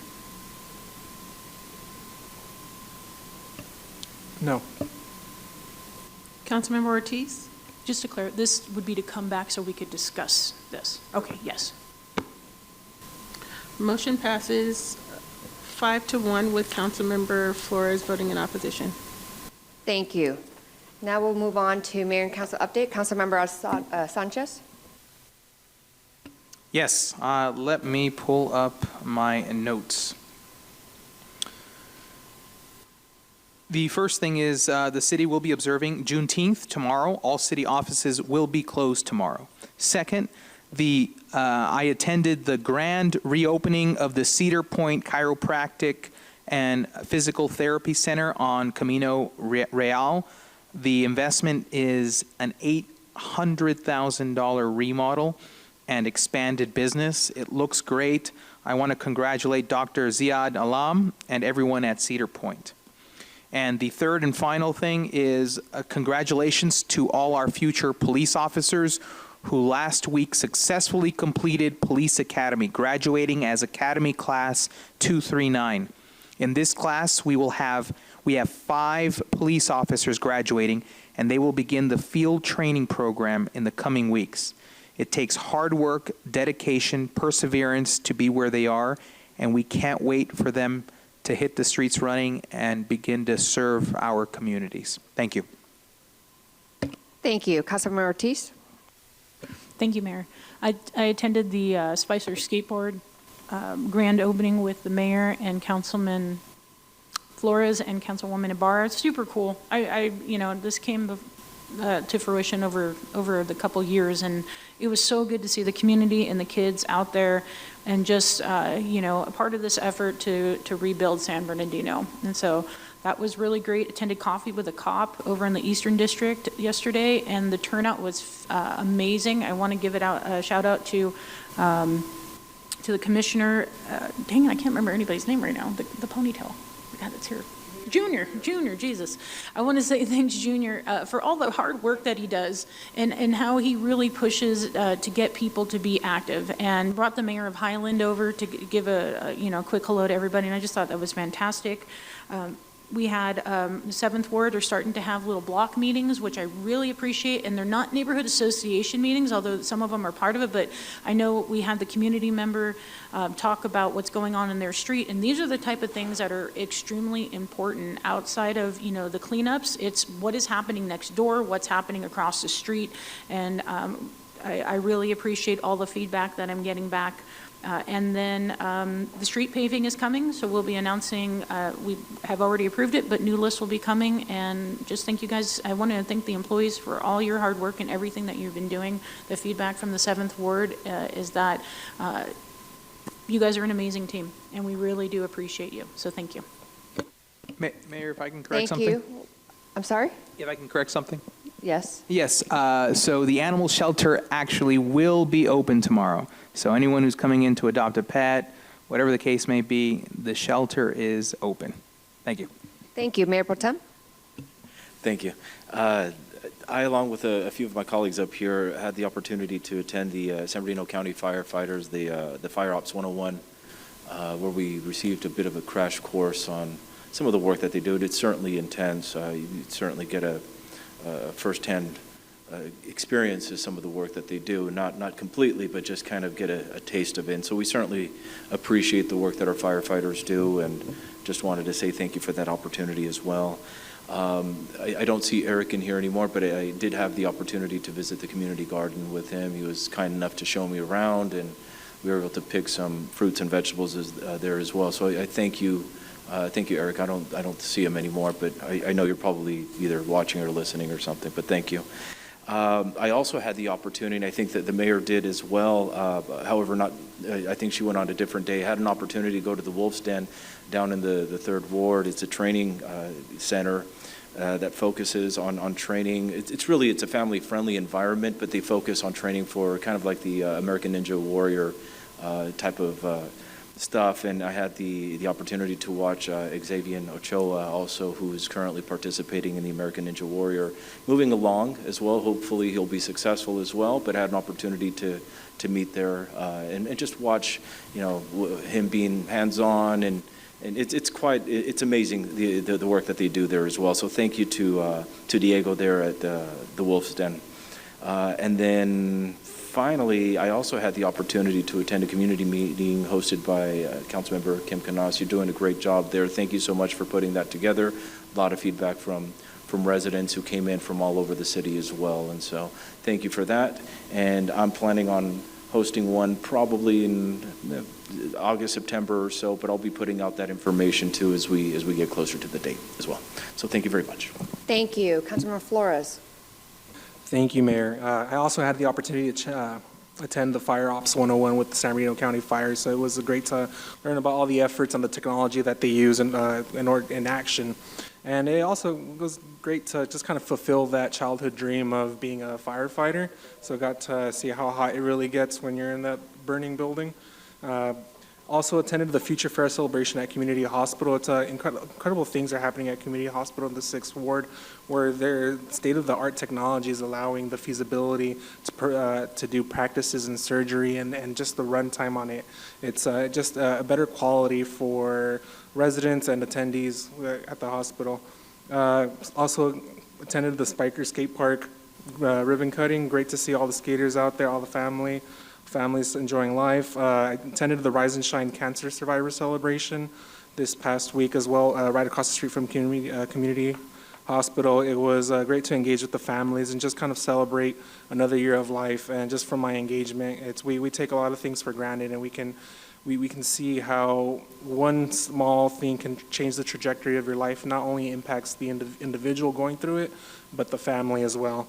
This Saturday attended the American Girl Doll Tea Party over in the west side at Dr. Mildred Elementary School. And thank you to the San Bernardino Library Foundation for putting that together. Great turnout, a great experience to learn more about the preservation of things and just the history of the elementary school and all the things that come. And lastly, attended the Flag Day celebration at the Elks Lodge.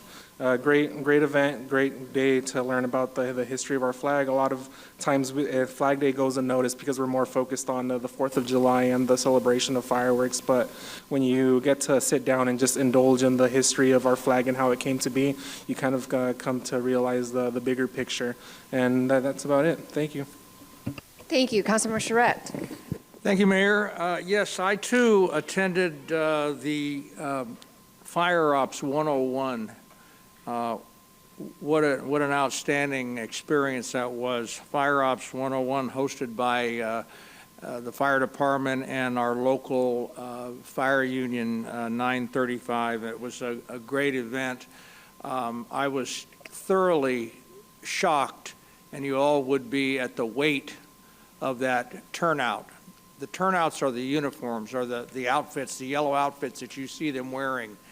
And they had those for each. They had a brand new set of boots, helmets, the whole 9 yards. And once I was suited up, I felt like that kid in the Christmas Story that couldn't walk because of those heavy outfits. But we need to realize what those guys do every day, and they wear those most of the day when they're out on events. And it wore me out just wearing it for a couple of hours and sitting through that. So I want to thank them and again recognize what they do for us all every day, our firefighters and our public safety people.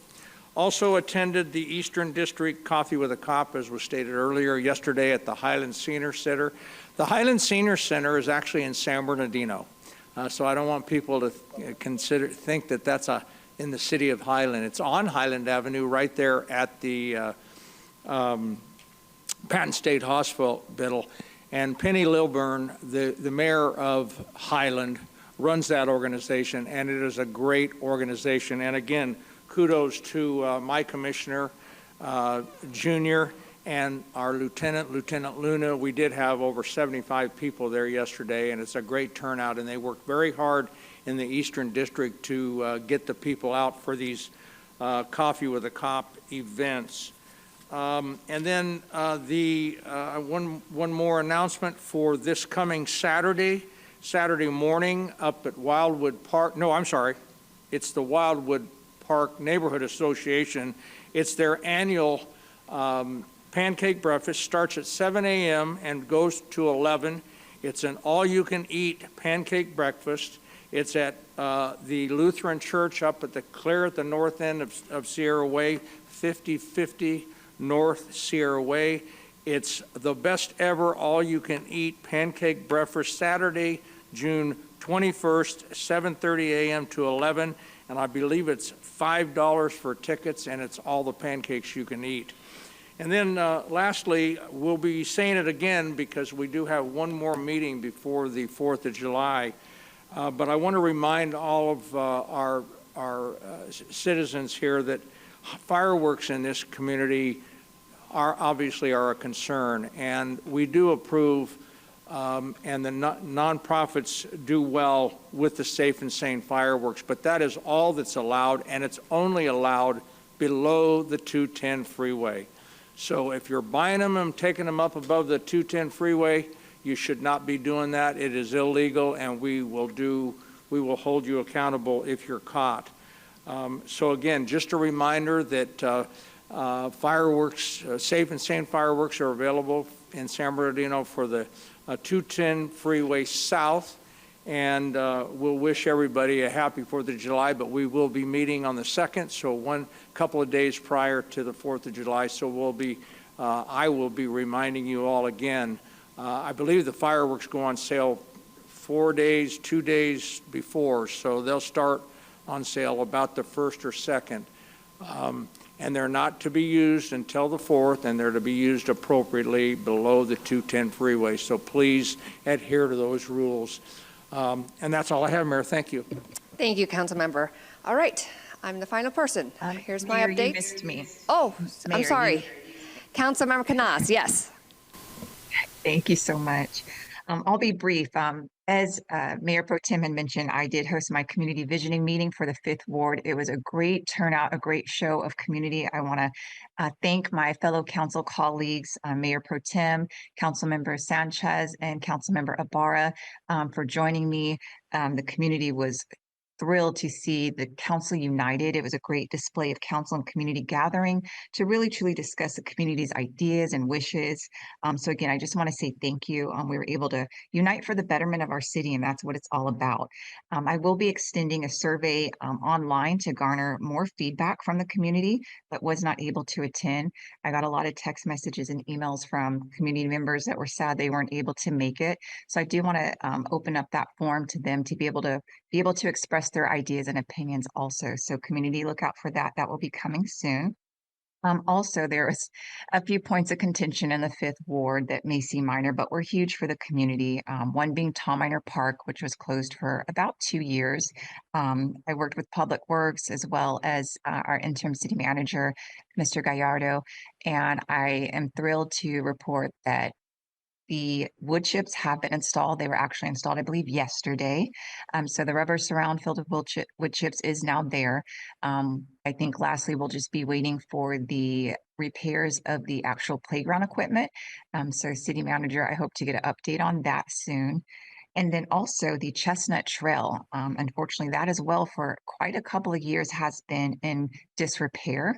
I've been getting text messages, including pictures of neighbors seeing city crews out there cleaning the trail. I know also city manager has updated me that we will be getting some estimates for the fencing repair. So we should see that trail restored very soon. So I want to extend a extreme thank you and my ultimate gratitude to our team and city manager Bill Gallardo for really helping the 5th Ward remedy those points of contention, again, that have been present for about 2 years now. So thank you.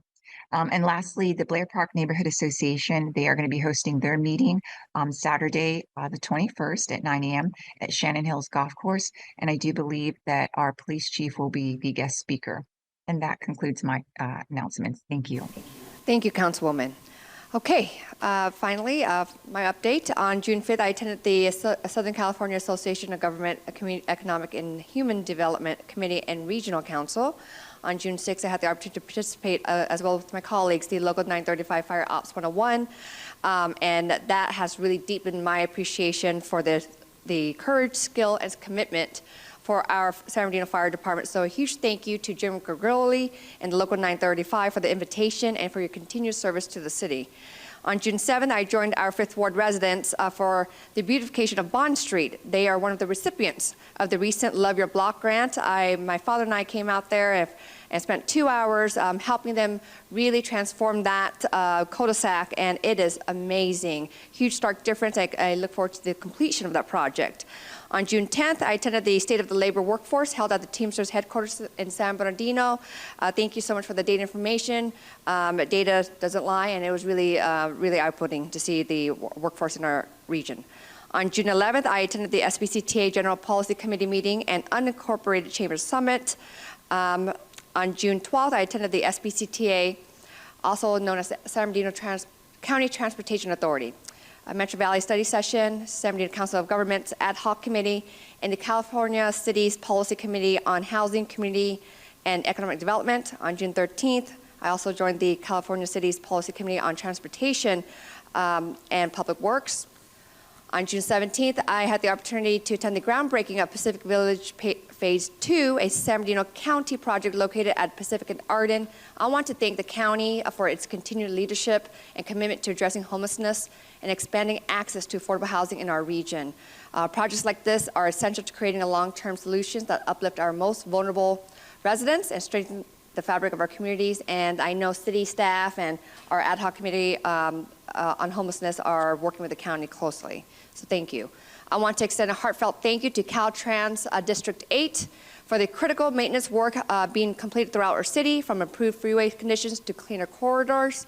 I've seen it. I don't know if you're seeing it when you exit 2nd Street, 5th Street, all of those, they are out there. Your team's effort are making a real difference in our daily lives of our residents and visitors, so we appreciate your commitment to keeping San Bernardino safe, clean, and connected. That is all my updates, and thank you, staff, again, for all of your hard work. The meeting's adjourned at 7:22 p.m. The next joint regular meeting of the Mayor and City Council and the Mayor and City Council acting as the successor agency to the Redevelopment Agency and the Mayor and City Council acting as the San Bernardino City Housing Authority and Mayor and City Council of the City of San Bernardino acting as the San Bernardino Joint Powers Finance Authority will adjourn to the regular meeting to be held on July 2nd, 2025 at the Feldheim Central Library located here at 555 West 6th Street, San Bernardino, California, 92410. Closed session will begin at 4 p.m. Open session will begin at 5 p.m. Have a good evening, everyone, and enjoy your dinner. Thank you.